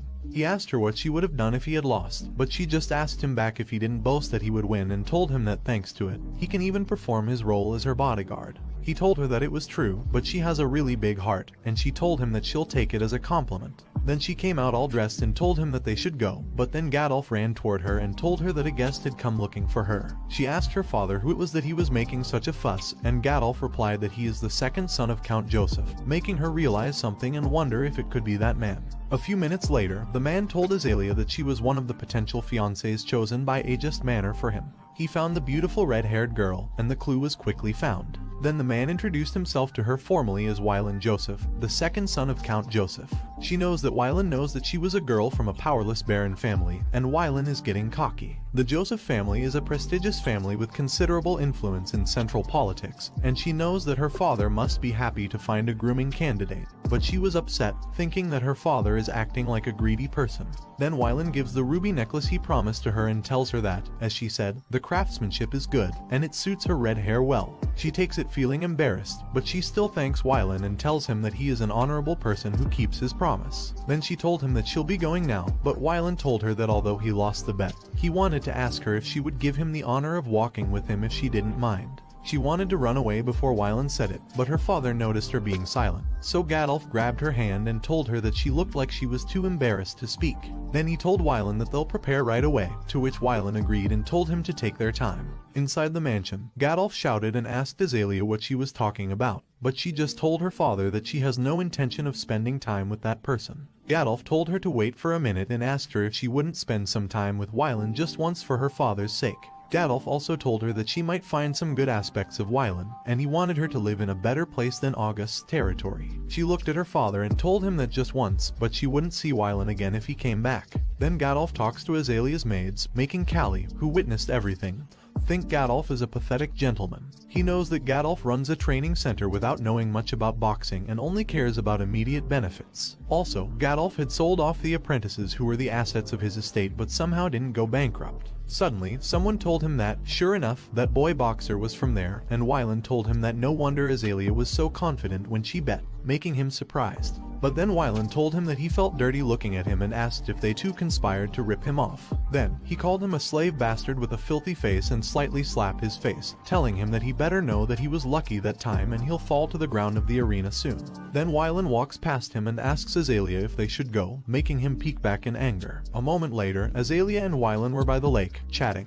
while Callie was lying on the side, wondering if it was okay to leave Azalea alone with the creepy, split-personality kid. Then he looked at the sky and noticed that the weather was nice. Slowly, he fell asleep and dreamt of someone shouting for him to sit down while being hit by someone. Then he hit back the man, and the man fell to the stage while he was thinking of just hitting and beating them, knowing that there was no one who could stand after taking his fist. But it was just his arrogant thoughts. He lived by resorting to violence, hoping for some compensation for his broken fist, and if he could go back, he would never do it again. Suddenly, he woke up and sat up in shock, wondering if it was a dream. He knew that he got a second chance, but if he had gone back to the past, he wouldn't have lived so arrogantly and dirtily. Suddenly, a maid ran toward him in panic and told him that something was wrong. On the other hand, Azalea asked Wylan what he was doing, and he replied that she was spoiled, then asked her if she knew how much that ruby necklace was worth. Then he shouted at her, telling her that if she got it, she had to pay with her body. She angrily told him not to make her laugh because it was an item they bet on and called Wylan a brat. Then she kicked Wylan in his private area, making Wylan clench his teeth in anger and pain. Then he slapped Azalea in the face. Callie, who saw it, was surprised and quickly ran toward them in anger, calling Wylan a nasty name. But Wylan's men stopped him and told him that he couldn't let him get to their lord, calling him a half-baked rookie boxer. But he seriously told them to let him pass now and he'll let them be. Still, one of the men told him that martial arts that only use fists are useless in real combat, and the other man teased him to come at them. Suddenly, he quickly punched the man in front in the face, then he grabbed the man's finger and snapped it, making the man scream in pain, and the others were shocked in horror. One of the three men ran away, shouting that he'd call the guard, and told his comrade to hold Callie back, making the two men surprised. He angrily told them next, making them shake in fear. On the other hand, Azalea shouted at Wylan to let her go and asked him if he wasn't ashamed of doing it. But Wylan just told her not to dare talk back to him and that she should just stay still. She tried to free herself, making Wylan tell her not to resist. But suddenly, Callie appeared and kicked Wylan in the face, sending him flying and crashing to the ground hard. Wylan asked him how he got there but received an angry glare and a question from Callie about what he was doing. Wylan angrily replied that he was trying to get compensation for the ruby necklace. Callie angrily asked him what he meant by compensation and remembered his past self. Wylan angrily asked him what his problem was and called him a derogatory name. But Callie just punched Wylan's face, grabbed his hair, and punched him again. Then he furiously slammed Wylan's face into the river, lifted him up, and asked if he was sober. Later, the news that the second son of the Joseph family was hit by a slave quickly spread among the nobles who had gathered for the harvest festival. Wylan angrily walked, thinking that if they didn't want their family to be ridiculed, they must execute that slave and make sure the Aegis family could never enter politics or hold power from now on. Gadolf slammed his hand on the table in anger and asked how he should handle the situation. He thought things were going well, but now the Joseph family was their enemy. He was even angrier when he asked how dare Wylan Joseph touch his daughter. Nixar told him that Callie was detained at the guardhouse as a suspect, and there was no way to get Callie out. Gadolf asked Nixar what he was talking about, getting Callie out, and told Nixar to just think of Callie as dead. Gadolf told Nixar that he appreciated that Callie had saved his daughter, but if they took Callie's side, their family would be ruined too, and Nixar agreed, knowing that it was the life of a slave. Suddenly, the door opened, and Azalea called her father. Gadolf asked her what was wrong and told her that she should rest more, but she begged her father to defend Callie because Callie had saved her twice, and even though Callie was a slave, he deserved justice. She also told her father that even a dumb beast gets treated well if it saves its master. Gadolf told her that he'd handle the matter himself and called Nixar to make her leave, but she still told her father that she knew what he'd do and that he was going to abandon Callie. Nixar told her that her father had no other choice, which made him shake in anger while thinking about Callie. Meanwhile, in Wesley Guardhouse, another prisoner asked Callie if he had beaten up a noble and told him that it was amazing, and he was their hero. Callie asked the man why he was in there, and the man replied that he was a pickpocket. He told the man that he was pathetic, but the man coughingly told him that he would probably lose his hand, but he'd lose his head. The guard told the man to be quiet, but the man just laughed. Callie was frustrated, thinking that he had given up the chance to box again. But he knew that if he hadn't saved Azalea, he would have regretted it for the rest of his life. Later, in court, the judge called him the slave of the Aegis family to ask if he admitted to assaulting Wylan Joseph and told him that the victim, Wylan Joseph, and 4 other witnesses were testifying against his crime. He replied that he admitted it, and people in the court began to throw trash at him, shouting to cut off his head, hang it on the city gate, tear off his limbs, and make him pay for his crime, and that he should die. but he just thought they were trashy individuals and asked them in his head if it meant it was okay for Wyland to harm Azalea. The judge told everyone that the court would sentence the slave Callie to death, and if they had any objections, they should speak now. Suddenly, Wesley told the judge to wait and asked if he could say a few words before the verdict. Then he told the judge that Callie, the slave, had committed a serious crime.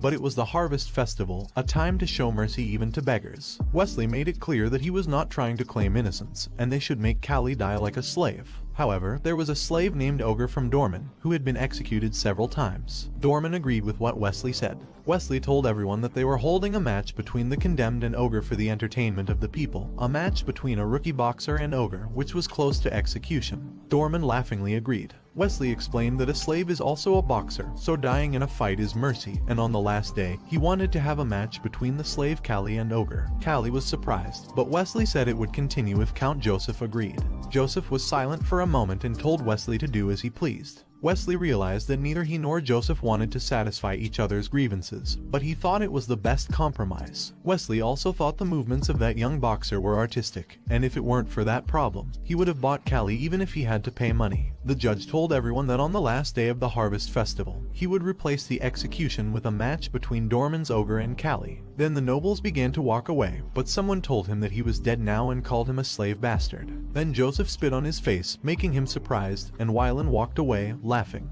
He wiped the saliva from his face, thinking that if there is a god who brought him there, that god must want to see him pushed to the cliff and climbing up endlessly. So he planned to struggle as much as he could, survive until the end, and reach the peak with his 2 fists. A moment later, the guard explained to him that he was in the waiting room and asked him if he got like that while protecting the lady. Then told him that was some loyalty and he'd cheer for him. The guard closed the room door, leaving him in the dark alone.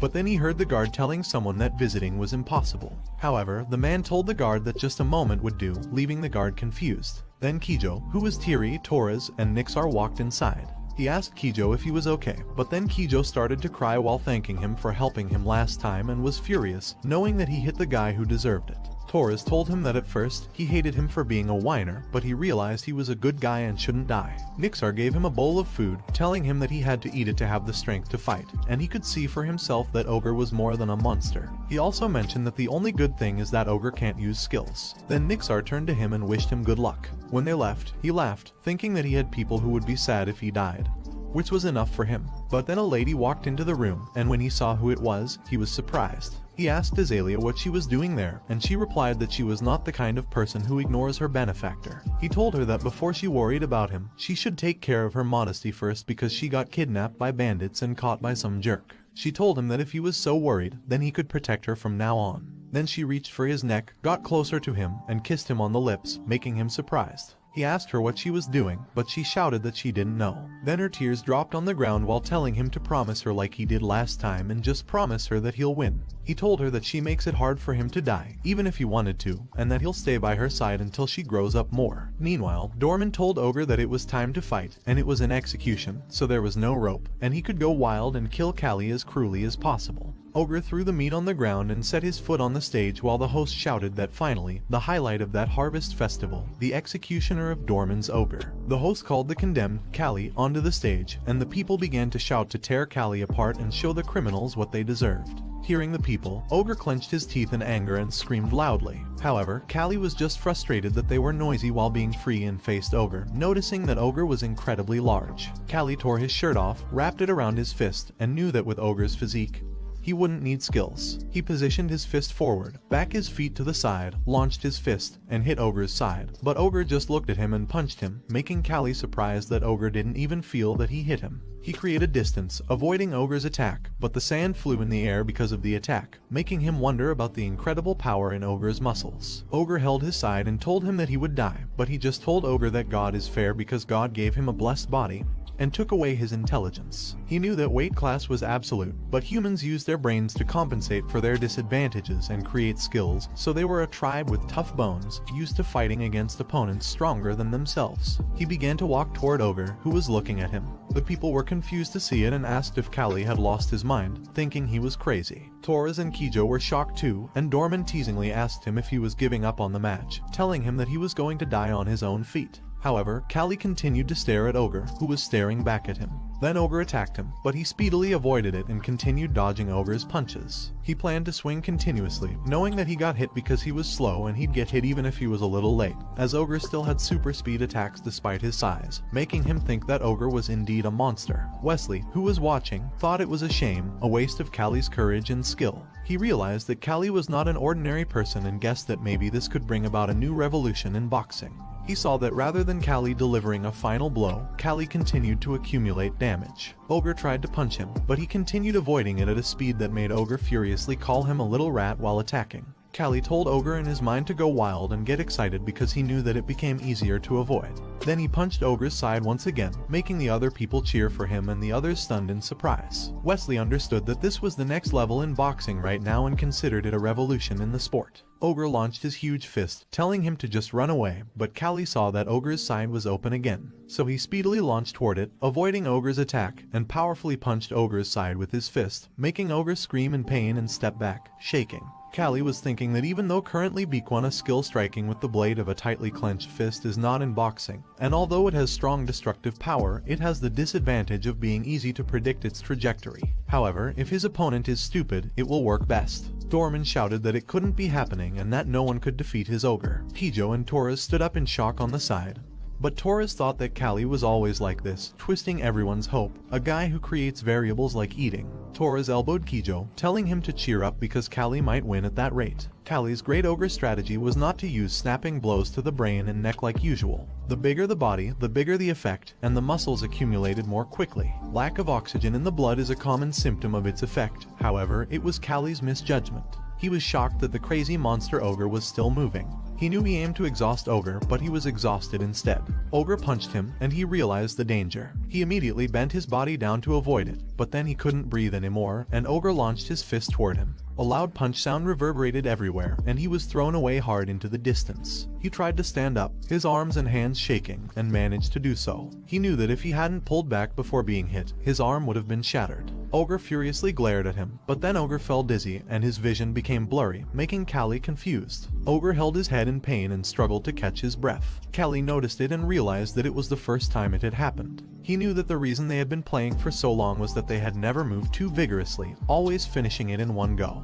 That applied to Ogre too, as, after all, they were all humans. He thinks the Ogre's time is up, and it might be his last chance. So, he immediately runs toward the Ogre, knowing that the Ogre is exhausted. He ducks the Ogre's punch and launches forward, thinking that he's going to risk everything there. Then he hits the Ogre's chest, making the Ogre scream in pain and cough out saliva. However, he felt his wrist dislocated. Still, he noticed that the Ogre's guard was down. So, he thought it was his chance and launched his fist once again while telling the Ogre to bite down hard on his teeth.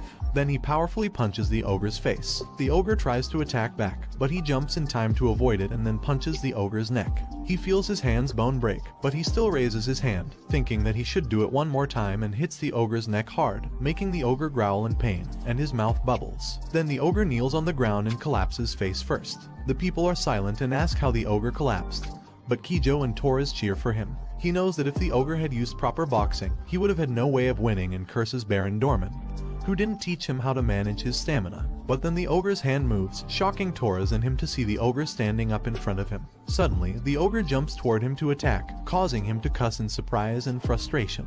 Then the Ogre kicks him in the stomach, making him cough up blood and thrown away. He slams into the ground hard, and something cracks behind him, making the people shout that it's a foul. He stands up, feeling so much pain. Then the Ogre immediately runs toward him and kicks him, thinking that the Ogre is still moving. He holds his stomach in pain, but then the Ogre launches his huge fist toward him and hits him, sending him flying. The Ogre clenches his teeth in anger and steps on his one foot, making him wince in pain. Then the Ogre presses his foot on his foot hard, breaking his bone and making him scream in pain. But the Ogre just smiles at him and grabs him by the neck. The Ogre lifts him up, and his foot is shaking in pain, wondering if it's still boxing. He slowly couldn't breathe, but then the Ogre hugged him with his two arms and squeezed him, making him scream in pain. He called the Ogre a son of a jerk and told him to see what he'd do. He then grabbed the Ogre's hair and bit his ear, making the Ogre let him go in pain and hold his ear. He fell to the ground, but he just shakily spit out the Ogre's ear and stood up, while the people shouted that Callie ripped off the Ogre's ear and that Callie is so barbaric. He teasingly told the Ogre that his blood is not green like other orcs, and it was still red while holding sand in his hand. The ogre glared at him in anger and jumped forward to attack him while shouting at him that he would kill him. He slammed his body into the corner of the stage and threw sand into the ogre's eyes when he was near him. The ogre closed his eyes in pain, and he admitted that the ogre was strong. He punched the ogre's knee, making the ogre kneel on the ground. But he still tried to punch him, to which he blocked with his arm. He thought that even though his bones were creaking and his stomach got twisted, he didn't feel hurt. He grabbed the ogre's hair and launched his knee toward the ogre's face, then hit the ogre hard, making the ogre's nose bleed and break a few teeth. Wesley knew that it was not a battle between a beast and a man because it was a battle of a beast and the best. Suddenly, someone told Callie to win it, and the people began to cheer for Callie continuously while he was busy attacking the ogre on the stage. He powerfully punched the ogre's face, pulled his hand back, and punched the ogre's jaw, making the ogre slide back and slowly fall. He told the ogre that he wins and collapsed. He caught his breath for a moment while looking at the ogre who passed out on the stage and shakily raised his hand in victory, making the people cheer happily for him. Joseph was furious to see Callie win, and Dorman was in shock to see his ogre defeated, but Torres and Kijo were happily calling his name. He slowly walked, but then he heard people walking behind him, and the soldiers told him not to move because they would continue his execution. He noticed that it was the soldiers from Joseph, making him laugh and think that it was the end for him. But then a stone flew toward the stage and hit one of the soldiers. The people started booing and furiously asked the soldiers what they were doing. The people shouted to leave Callie alone, give Callie mercy, and they were cowards. The soldiers sadly bowed their heads and fearfully told everyone that they also wanted to do it, making Joseph angry and asking his soldiers what they were doing. Wesley told Joseph to let Callie live because the Harvest Festival is a festival to win public sentiment, and now the public is giving Callie sympathy. If he kills Callie, that Harvest Festival will be meaningless. Wesley also told Joseph that he thinks he will understand his decision, making Joseph pissed, thinking that he can't cause political trouble with the Duke of Wesley. Joseph ordered his son Wyland to stand up because they should go, while thinking that he can't forgive Aegis for making his family a laughing stock. So, he swore he'd destroy them so they can't rise back. Wyland furiously glared at Callie in anger. The host shouted that Callie won versus the ogre. Later, the doctor told Callie that it was a miracle he was still alive and that he fought with his body, so he could only say he had strong willpower. Nixar told Callie that he must survive, but the doctor told Nixar that he needed to pay more for the hospital treatment, making Nixar curse Gadolf and think that even if Gadolf's afraid of Joseph, he shouldn't refuse to pay for the medical bills. Suddenly, someone told Nixar to pay for it, and then Azalea took off her earring and showed it to the doctor while asking if it was enough. The doctor looked at the crystal earring and told them that he'll do his best, making Nixar think that the doctor is terrible. Suddenly, Callie coughed out blood and weakly asked Azalea how it went. She replied that the death sentence was rejected, and the people didn't want him to die. Also, it was a victory that he earned himself, and she was glad he survived. He sighed, thinking that at least he was alive. A week later, he was lying on a cart full of wheat. Suddenly, Kijo teasingly asked who he was and told him that he was the hero of that harvest festival called Ogre Slayer, Callie. He was surprised to hear it and asked Kijo who came up with such a cheesy nickname. Kijo replied that it was what everyone was calling him, and Torres told him that he was lucky to be carried around. Then Torres teasingly told him that he was jealous, but he just told them to shut up because he almost died. He was told that the bones of his arm and fist would heal well, and the ligament was stretched, but it was expected. The problem is his shin bone that the ogre smashed into pieces. He looks at Gadolf, thinking that Nixar and Azalea persuaded them not to kick him out, but then Gadolf turns around angrily to leave, making him realize that he won't get any good treatment. The way to Wesley was rough, but the way back was smooth. Callie and his companions arrived at the August estate and relaxed. 3 months passed, and winter came. Gadolf furiously slammed his hand on the wall and angrily shouted that he had waited for 3 months. Then he told Nixar to say something and asked Callie why he still liked it while he was dragging one of his feet. Gadolf shouted, asking if Callie's leg would fully recover and that he heard the bone was misaligned. Nixar knew that Callie's bone overlapped with the growth period. Moreover, the bone was already shattered, so Callie won't be able to avoid being a cripple. Gadolf ordered Callie to tell him himself if it is true, and he replied that it is true that his leg won't heal properly, making Gadolf shocked and furiously shout that it is over and ask what is the point of being famous as an ogre slayer when he can't even use it. Also, it was winter and the snow was only falling on their estate, so they were running out of firewood and grain.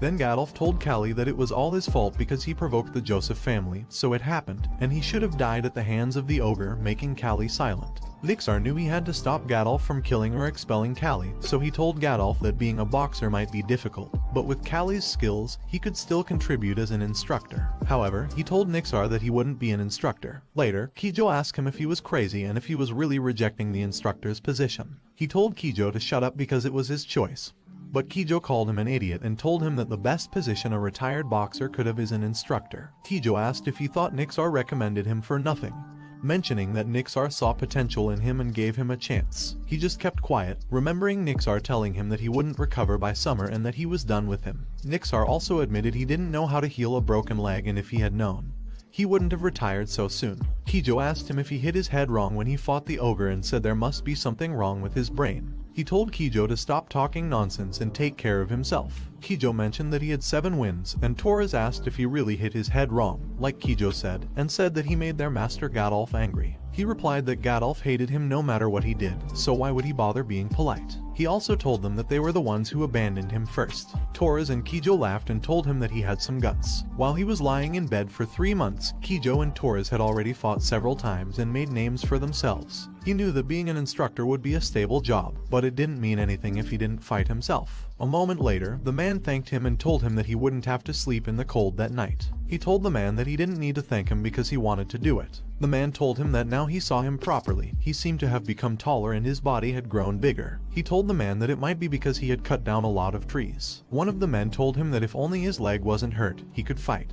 But then the other man softly elbowed his friend and told him that he was clueless. The man realized it, but Callie told the man that it was okay because it would get better soon. Then he turned around to leave, telling them that it was cold, so they should go inside. When he was alone inside the slave room, he slammed his hand on the gate in anger but told himself to calm down because he had more knowledge and experience than other boxers, and he already knew that the medical techniques there couldn't fix his leg. Suddenly, Azalea appeared and asked him why he was hitting the gate like that, but he just asked her what brought her to his room. She replied that he was talking like she was somewhere she shouldn't be, making him frustrated because he couldn't even look Azalea in the eyes after what happened last time. She smiled seeing his reaction and told him that she came there to say goodbye, which made him surprised. He asked her if she was going somewhere far, and she replied that their estate is very poor now, and the trading has stopped due to pressure from the Joseph family, so the only merchants left are the occasional helpers. The days keep getting colder and prices in the estate are skyrocketing. Also, there is a shortage of not only luxuries but also daily necessities, and if things continue like that, they won't be able to survive the winter. He had heard that things were difficult in the estate, but he never thought it would be that bad. He asked her what she was going to do. She replied that if they don't get the daily necessities, they will have to make them themselves, and she'll lead the way herself. He asked her if her father was going with her, but she replied that it was impossible because Gadolf is like a half-dead person, and Gadolf is scared of Joseph, so he stays locked in his room. She told him that it is a shame to be harmed by those guys, and she learns it smartly that without power, justice and everything else is useless, making him realize that she is all grown up. She also told him that if something happens to their family and if she had the power, she could make a difference. Then she noticed his legs. He told her that it was his choice and he was prepared. She told him that she heard that there were people who were so skilled in medicine that they could even bring the dead back to life, and if he leads the upper class, he would be able to hear more rumors and connections. She swore to him that she'll definitely heal his leg, but he told her not to mind it because there is no need to help a slave like him. She grabbed his shoulder and reminded him that he saved her twice, and that reason was enough. Later, he silently looked at her walking away, thinking that now, even a girl who was barely 20 was stepping forward, so he knew that he shouldn't hesitate, and he clenched his hand in confidence. A few days later, someone asked him if he said he was a boxer, and he replied that he came there for rehabilitation training. The men told him that it would be nice if the labor force was increased and asked him if it could be rehabilitation through logging. He knew that it was virtually impossible to box with the condition of his legs right now because he couldn't use the reaction of kicking his legs, but he had to do it. Otherwise, there was no point in running all the way there. He was confused when his hit didn't even move the tree he was hitting, making the man laugh and tell him that it was not how he used an axe, and he should give it to him. Then the man swung the axe with force and hit the tree, making a loud sound and breaking the tree. He was amazed to see it, and the man told him that strength is not the key because strength is only used for a moment, helping him understand. Minutes later, logs were organized on the ground, and he was busy cutting the logs into small pieces. He noticed that it was very irritating for his back and waist. Suddenly, a man panicked, telling them that they should go down, with one of the men asking what he was talking about when there was still time to go down. A minute later, the man told the others that he saw a bear's footprints and thought it must have come down in search of prey. The man also told them that, looking at the size of the footprints, it looked like a young bear that lost its mother, but still, they should better be careful and just finish what they were doing and leave. The man's friend asked the man who that boy over there with an injured leg was, while pointing at Callie, and told the man that he was seeing Callie for the first time there. The man replied that Callie was a boxer slave at the training center, and he must have heard about Callie, the guy who fought the ogre at the harvest festival. The man happily approached Callie while telling him that he is the ogre slayer, and his son went to see that game, making Callie surprised. The man told the other that Callie is that ogre slayer, so he can catch the bear. But the man told his friend that if they encountered a bear, they should run away while Callie was in the center, shaking, and begging them in his mind to stop with that weird nickname they gave him. Later, in Callie's room, he asked someone if they wanted him to teach them some techniques and what was wrong with the famous wild boar from Aegis. Torres replied that he was ashamed, but he admitted that his technique was really good, so he shouldn't rest now. Torres grabbed the cup of water on the table, but his hand slipped and it fell on the floor, making him ask Torres what happened. Torres replied that sometimes his body doesn't listen to what he wants it to do, and it's like suddenly he can't see well or stumbles, which surprises him. Then he throws a stone at Torres while telling him to catch it. Torres tried to catch it but missed, making him wonder if it was retinal detachment, punch drunk, or if he got the effect after getting hit so hard continuously. He knows that Torres is the type that can hit a lot, but Torres also gets hit a lot. He tells Torres that if he gets hit hard on the head anymore, he'll be crippled. And Torres tells him that was the reason why he came to him and entreats him to teach him some of his techniques. Then he bent down and positioned himself, making Torres ask him what it was. He replied that it was a defensive position, and he could increase his defense by sticking his arms and body together because right now, he had a dull sense of distance. So it was a better option than trying to dodge every attack. Torres copied his position and told him that in that position, it would be hard to attack because of the narrow view. He explained to Torres that straight attacks are easy to defend against in that posture, but as for attacks from the side, he still needs to move his head and body. He also tells Torres that when his opponents attack him, he should move his upper body to accelerate, and the important thing is not to just hit but to block and hit. Then he silently thinks for a moment and tells Torres that right now, it seems like his brain or his eyes are having a problem, so he suggests to him to take a break. Torres tells him not to make him laugh and asks him if he knows how tight his schedule was. Torres also tells him that some other guys are trying to mess with them and asks him if he wants them to fail just because he is sick right now. He tried to explain his words, but he just asked Torres what Nixar is trying to do, if Nixar is trying to stop Gadolf from going wild, and why Nixar has such a busy schedule. Torres asks him back if he hasn't heard what Nixar said about the busy schedule, and tells him that he is the only one in the right mind now, but it seems he is going to lose his mind soon. He tells Torres that if it was so, let alone that Pigsty Training Center, the estate may be ruined too. He knows that currently, the management of the estate is at its worst, and Gadolf's reputation is actually not that good, so the dissatisfaction of the citizens increases. One of the men in the snow tells his friend that the winter is really cold, and he heard Mr. and Mrs. Doran ran away last night. The man's friend replied that the Dorans are engineers, so they can go anywhere, but not them, they can only stay and get buried there. The man asked his friend where the guy with leg injuries went, and the man's friend replied that Callie completed his quota earlier, so he went to train nearby. The man couldn't believe that Callie fulfilled his quota already and told his friend that Callie was faster than him. The man's friend told the man that Callie wouldn't have gone that far, so they should call him after they were done. On the other hand, somewhere nearby, he was exhaling and punching the tree hard with his bare fist. Then he punched it again with his other fist, and he continued punching it while thinking that it was an ignorant way, but it was effective, and it was called Wolf's Claw. He knows that when the bones receive impact, the calcium content increases, and so does the bone density. In other words, if it receives enough impact to recover and is trained to the extreme, the bones will become harder and the skeleton will become like a weapon, which was the final result he wanted.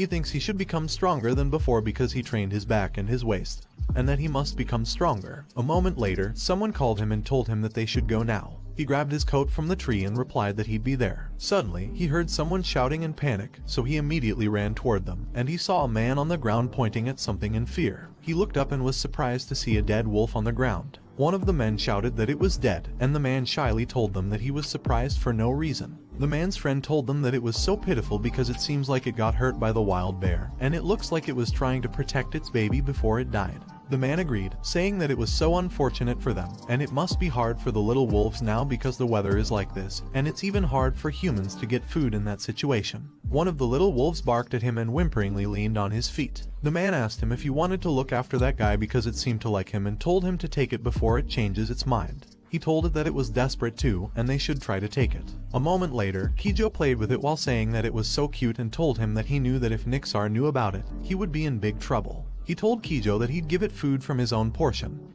and it was not like he was wasting his meal without noticing Nixar standing in front of their door. But then they noticed Nixar when he walked inside. Nixar angrily told him that it seems the food he gave him really made him full and asked him how he could try to adopt a wolf and if he is really a free citizen, to which he apologized while holding the wolf. Nixar grabbed the wolf in his hand while shouting that he'd take it out.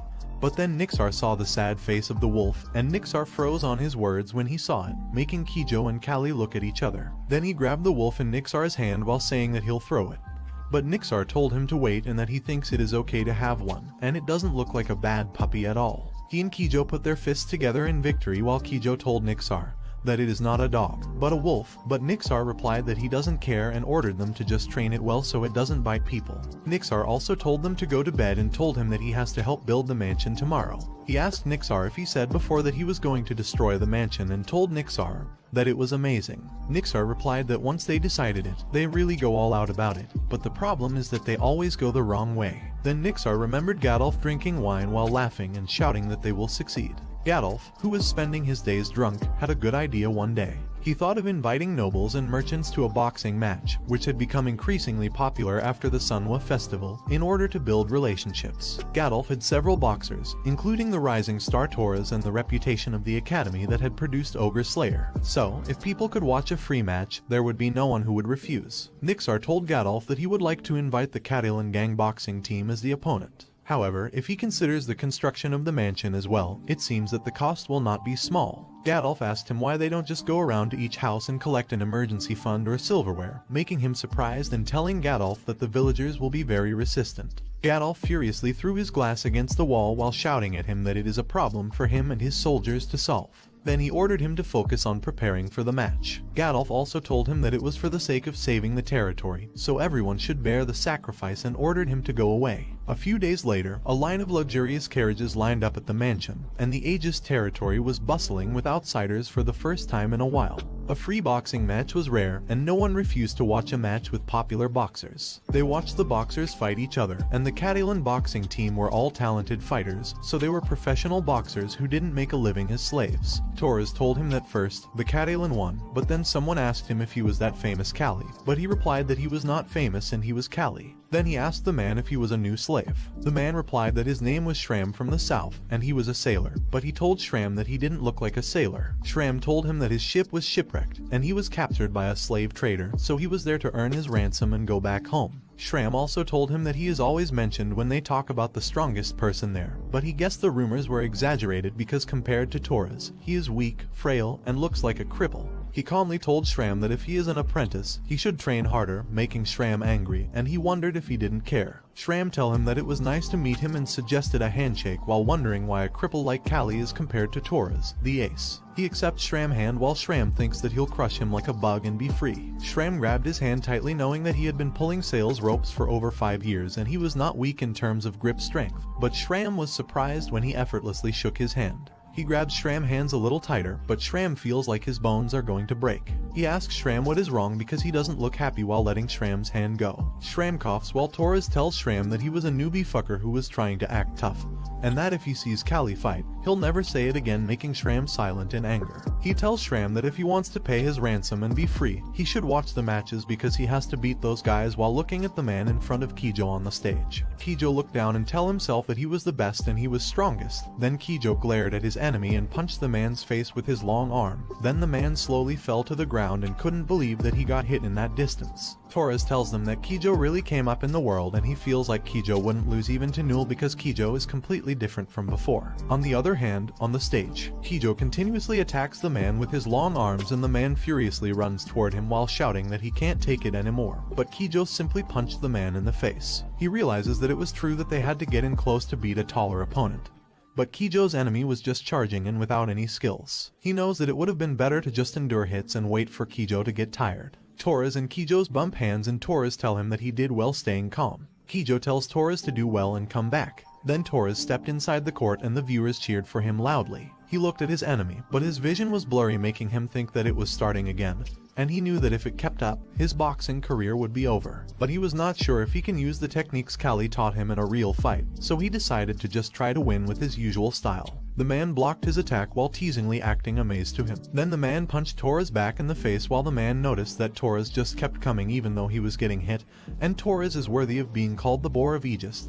But the man swore that he was going to catch Torres today. Torres tried to punch the man, but the man dodged in the side to avoid it, making Torres and Callie understand what the man is doing. Then the man punched Torres in his side, making Torres fall to the ground hard. One of the noble's men shouted that it was the recent trending Wistery style, and the other noble replied that he had never seen it in person before. Callie was surprised because he knows what the style man used. He was sure that the man had seen and used his technique back then. It was commonly known as the Whistly style, and Duke Whistly devised it and tried letting his boxers use it after the Harvest Festival. It was not just the traditional boxers that only showed strength, but now it has changed into showcasing technique. Most people think it was created by Duke Whistly, but people who follow the pugilist fight may know that the technique was invented by Callie. Torres stood up in frustration and attacked the man once again, while Callie thought that anyone who sees it will feel the same thing. The man dodged all his attacks while teasingly asking him if he ever heard about the Whistly technique and telling him that it seems he doesn't know about it. Torres furiously glared at the man. Then he bent down, making the man confused, and positioned himself in the defensive position that Callie taught him. He told the man that he knew the Whistly technique and found it interesting when he looked at it. He ran forward to the man in his current position, planning to try it. The man tried to punch him, and he got hit slightly in his shoulder when he dodged it. Then the man once again tried to punch him, but he completely dodged it, making the man shout in frustration while launching another attack. He blocked it with his arms and composed himself to stay on his ground. The man knew that it was his first time seeing it. Moreover, no matter how hard he hit Torres, he wouldn't move, and he saw that Torres's exposed area was only his side or abdomen. But if he went closer, it wouldn't be good for him. Suddenly, Torres appeared under him, launching an attack. The man dodged it, knowing that he should avoid it, and noticed that Torres's fist was strangely slow. But then he was surprised when he saw Torres glaring at him. Torres moved one of his feet to the side and launched his fist. The man covered himself, knowing that Torres was using his core strength, so he should block it. Torres hit the man guard, completely breaking it. He launched his other fist, making the man realize that it was just a trick. Then Torres hit the man in the chin hard, making the man slam on the ground, bleeding. The nobles happily cheered for him and shouted that Torres still won with great force. Callie knows that the man's Whistly style is pretty similar, and he was so surprised. However, he thinks they still don't consider footwork as part of fighting, and the man's legs barely move. On the other hand, Torres was able to change his strength, and even though he only taught Torres about the guard posture, Torres really has a good boxing sense. After that pugilist fight ended successfully, Gadolf showed a bright smile, and it was because all the nobles in the VIP seats returned to support Gadolf again. The woman nobles told Gadolf that she enjoyed it and hopes she'll participate again. Then the nobleman told Gadolf that it was a good match, making Gadolf happily tell them that he and the state will also become as lively as before. However, there is still no contact with the guests who left earlier, and it is only then that Gadolf realizes that they are just doing lip service and they don't have any intention to help Gadolf, making him fume in anger and shout that those bastards are just coming there to watch a free pugilist match when he even fixed the mansion for them. Gadolf cursed in anger and shoutingly ordered his maid to bring him alcohol. A few weeks later, the man inside the house wonders what will happen to that territory in the future. Gadolf is not only a tyrant, but he is also lacking at managing the territory. Also, he still couldn't believe Gadolf made the knight do the housework like fixing the mansion, and they say that Gadolf also failed to make any connection with other nobles. Then someone called the man his captain, and Callie told the man that he will be back from his training with the wolf next to him. The man asked him if it is a religious day and why he doesn't take a break. He replied that he is just doing it because he likes it. The man asked him if isn't that animal the wolf from that day and what is its name. He replied that it's called Rovo. The man told him that rather than a wolf, it looks like a fat dog, and he should come back there when he is done training, then they can go back together, to which he replied okay. A moment later, he arrived at the forest, and something behind the tree was glaring at them. A moment later, he was continuously punching the tree while thinking that Torres and Kijo had become considerably strong. Also, those boxers there were also improving fast, making him wonder if he would really be able to box again, and if he should have accepted the offer to become an instructor. But then he felt something near them, making him stop, and Rovo felt it too. Rovo began to bark at something in the bush, and he told Rovo to be quiet because he knew what was coming. Then he exhaled and stepped his leg forward while thinking that although it was still a little uncomfortable, he gradually got used to putting his weight on one leg. Then he punched the tree with all his might, making the hole in the tree deeper, but then he felt pain in his hand, and Rovo's ears stood up, hearing something approaching. Rovo barked at him to gain his attention, but he was busy thinking that even if he tried not to burden himself as much as possible, it got a bit overwhelming. Then he told Rovo that he knew something was strange and noticed that it wasn't even windy, but the bushes were shaking. Then he jumped a little in shock when he saw the bear walking out of the bush, making him unable to believe it. He knew that it was strong, but it didn't look like an adult, rather, far from being weak, it looked agile. But he knew that it was impossible to run away with his legs. Rovo angrily growled at the bear, and he told Rovo that it was better than him, all the while thinking that he should have brought an axe with him. Suddenly, the bear stood up and growled at him furiously, but he just laughed and positioned himself, asking himself what he could trust if he didn't trust his fists. Then the bear launched its sharp claws to attack him, and fortunately, he dodged it. He punched the bear in the face, making the bear's nose bleed. Then Rovo barked at the bear angrily, making the bear's attention distracted, so he punched the bear in the chin, sending its head flying. However, the bear managed to attack him back with its claws, and he got hit in the chest, causing him to bleed in pain. Then the bear jumped toward him to attack again, but he launched his fist forward to attack it too. Meanwhile, in the house, the captain was still sleeping. However, he suddenly heard someone knocking on the door. The captain, feeling alarmed, grabbed the axe for safety and asked the person continuously knocking if it was Callie. When the person didn't answer, the captain began to sweat in fear. He then forcefully opened the door while shouting, "Who is there?" To his shock, he saw Callie, who was standing in front of him, covered in injuries. The captain asked him why he had opened the door so late and expressed his worry. In response, Callie just smiled and replied that they should have bear stew for dinner that night. When Callie entered the house, the captain was shocked to see a dead bear behind him. News of Callie catching the bear quickly spread around. Objectively, it wasn't even a fully grown adult bear, but it wasn't thin and weak either. Catching a bear with bare hands seemed ridiculous to some people, and they thought it was a lie and an exaggeration.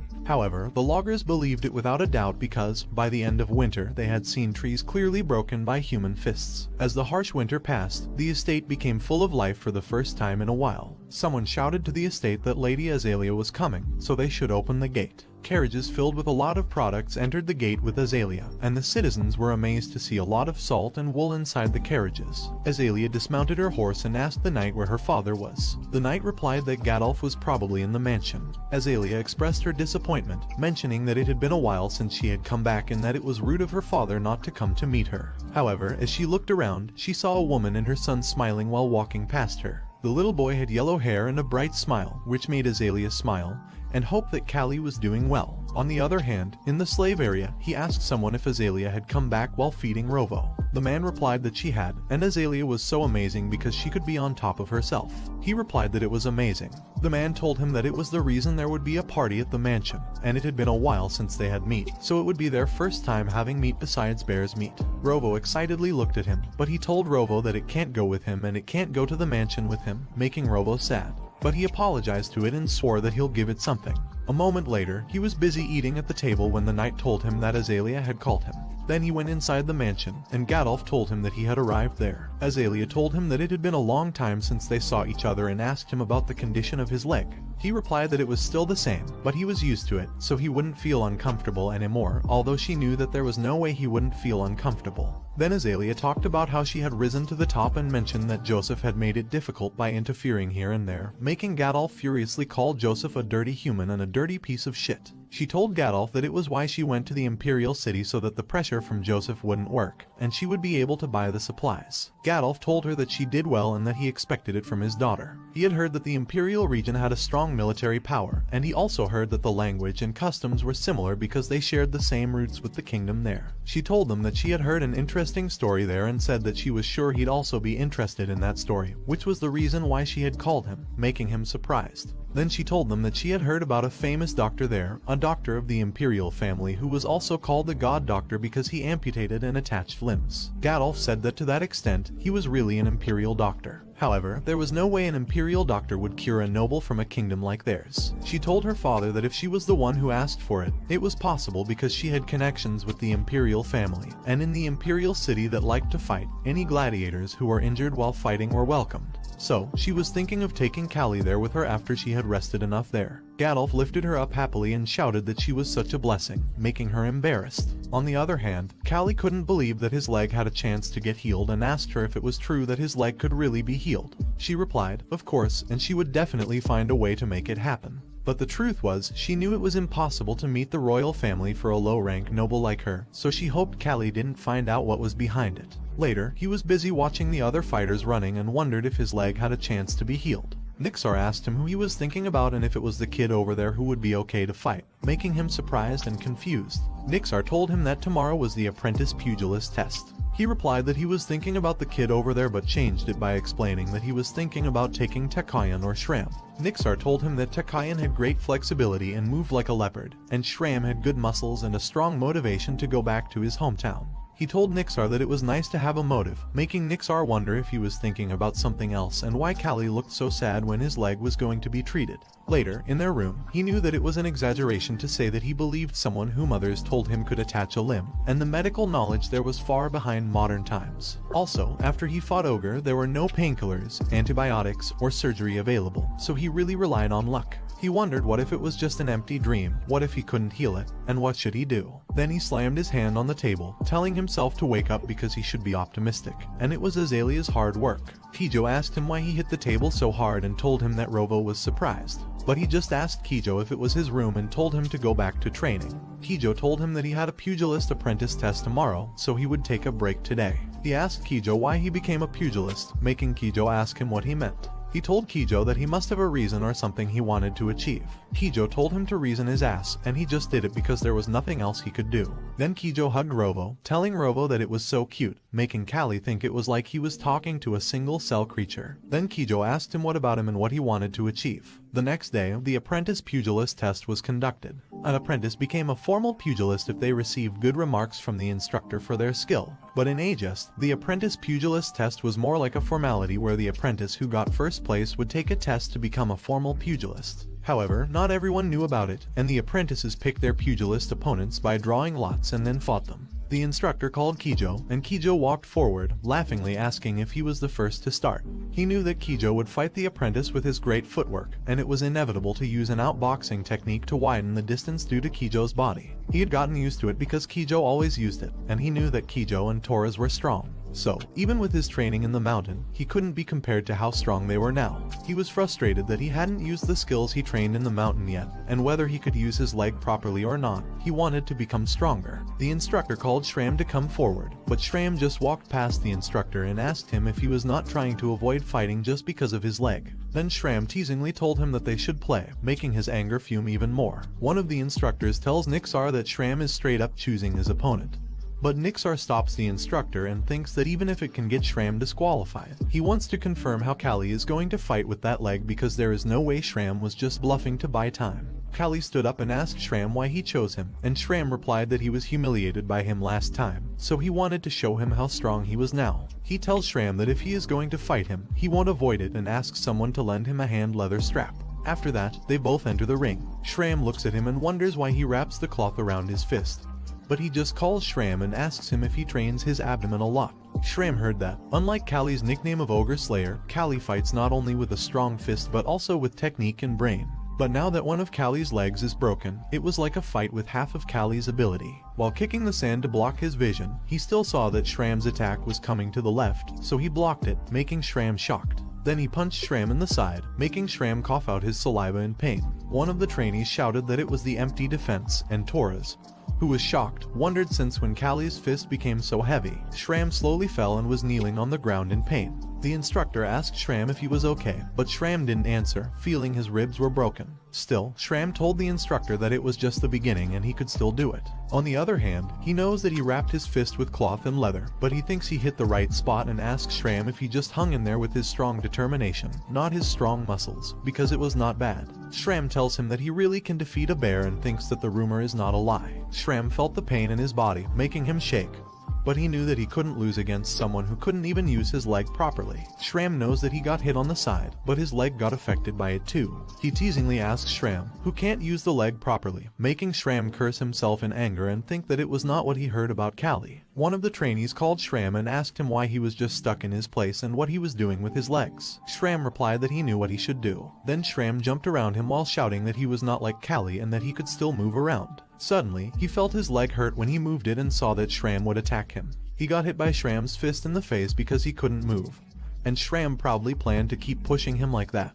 but Shram was surprised to see that he was glaring at him and speedily punched him back in the face. It made a loud noise, and Shram was thrown hard to the ground because of the force. Then Shram collapsed on the ground and was defeated. Later, Shram felt his face throb while something told him that he had just chosen the wrong opponent, and that no matter how bad Kali's leg was, Kali was still the ogre slayer. He shouted to Nixar that all the trainers there deceived him, and no one said that Kali was still that strong.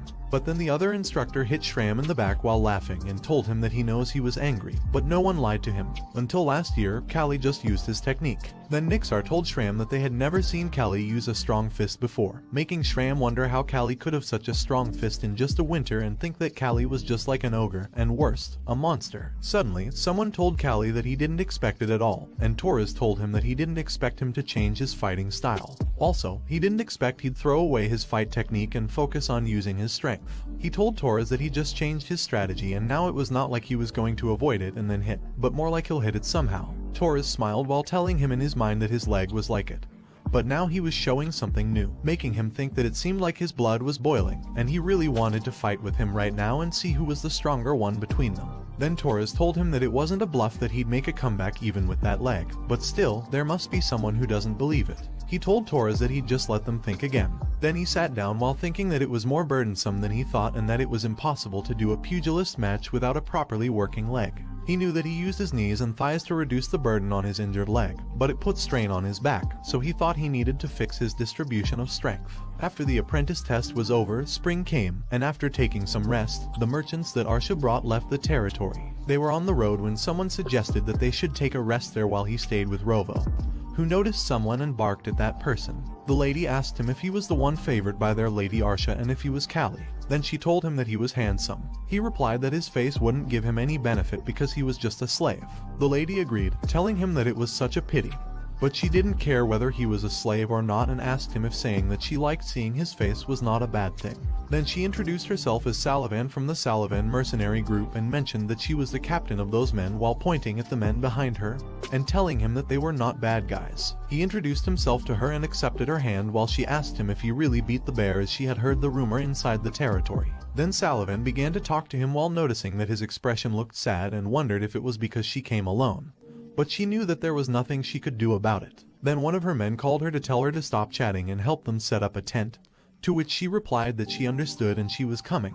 He offered to help too, but she told him that there was no need, knowing that his leg was still uncomfortable. Then Salavan walked away, leaving him with Rovo, looking around and feeling awkward. Arsha told him that she guessed he didn't have anything important to do, and they really cared about his leg, so it would be hard for him to help them. He reminded her that she was part of it too, but then she told him that they couldn't keep their awkward circumstances and ordered him to follow her and prepare for what would happen next, making him look at her in confusion. Then she shyly told him that he would have a meal with her. He followed her and commented that those mercenaries were still young because most of them were in their teens or at most in their 20s. She replied that there was no mercenary group that would follow a young girl like her, and there was a superstition that it would bring misfortune if a young girl became the captain.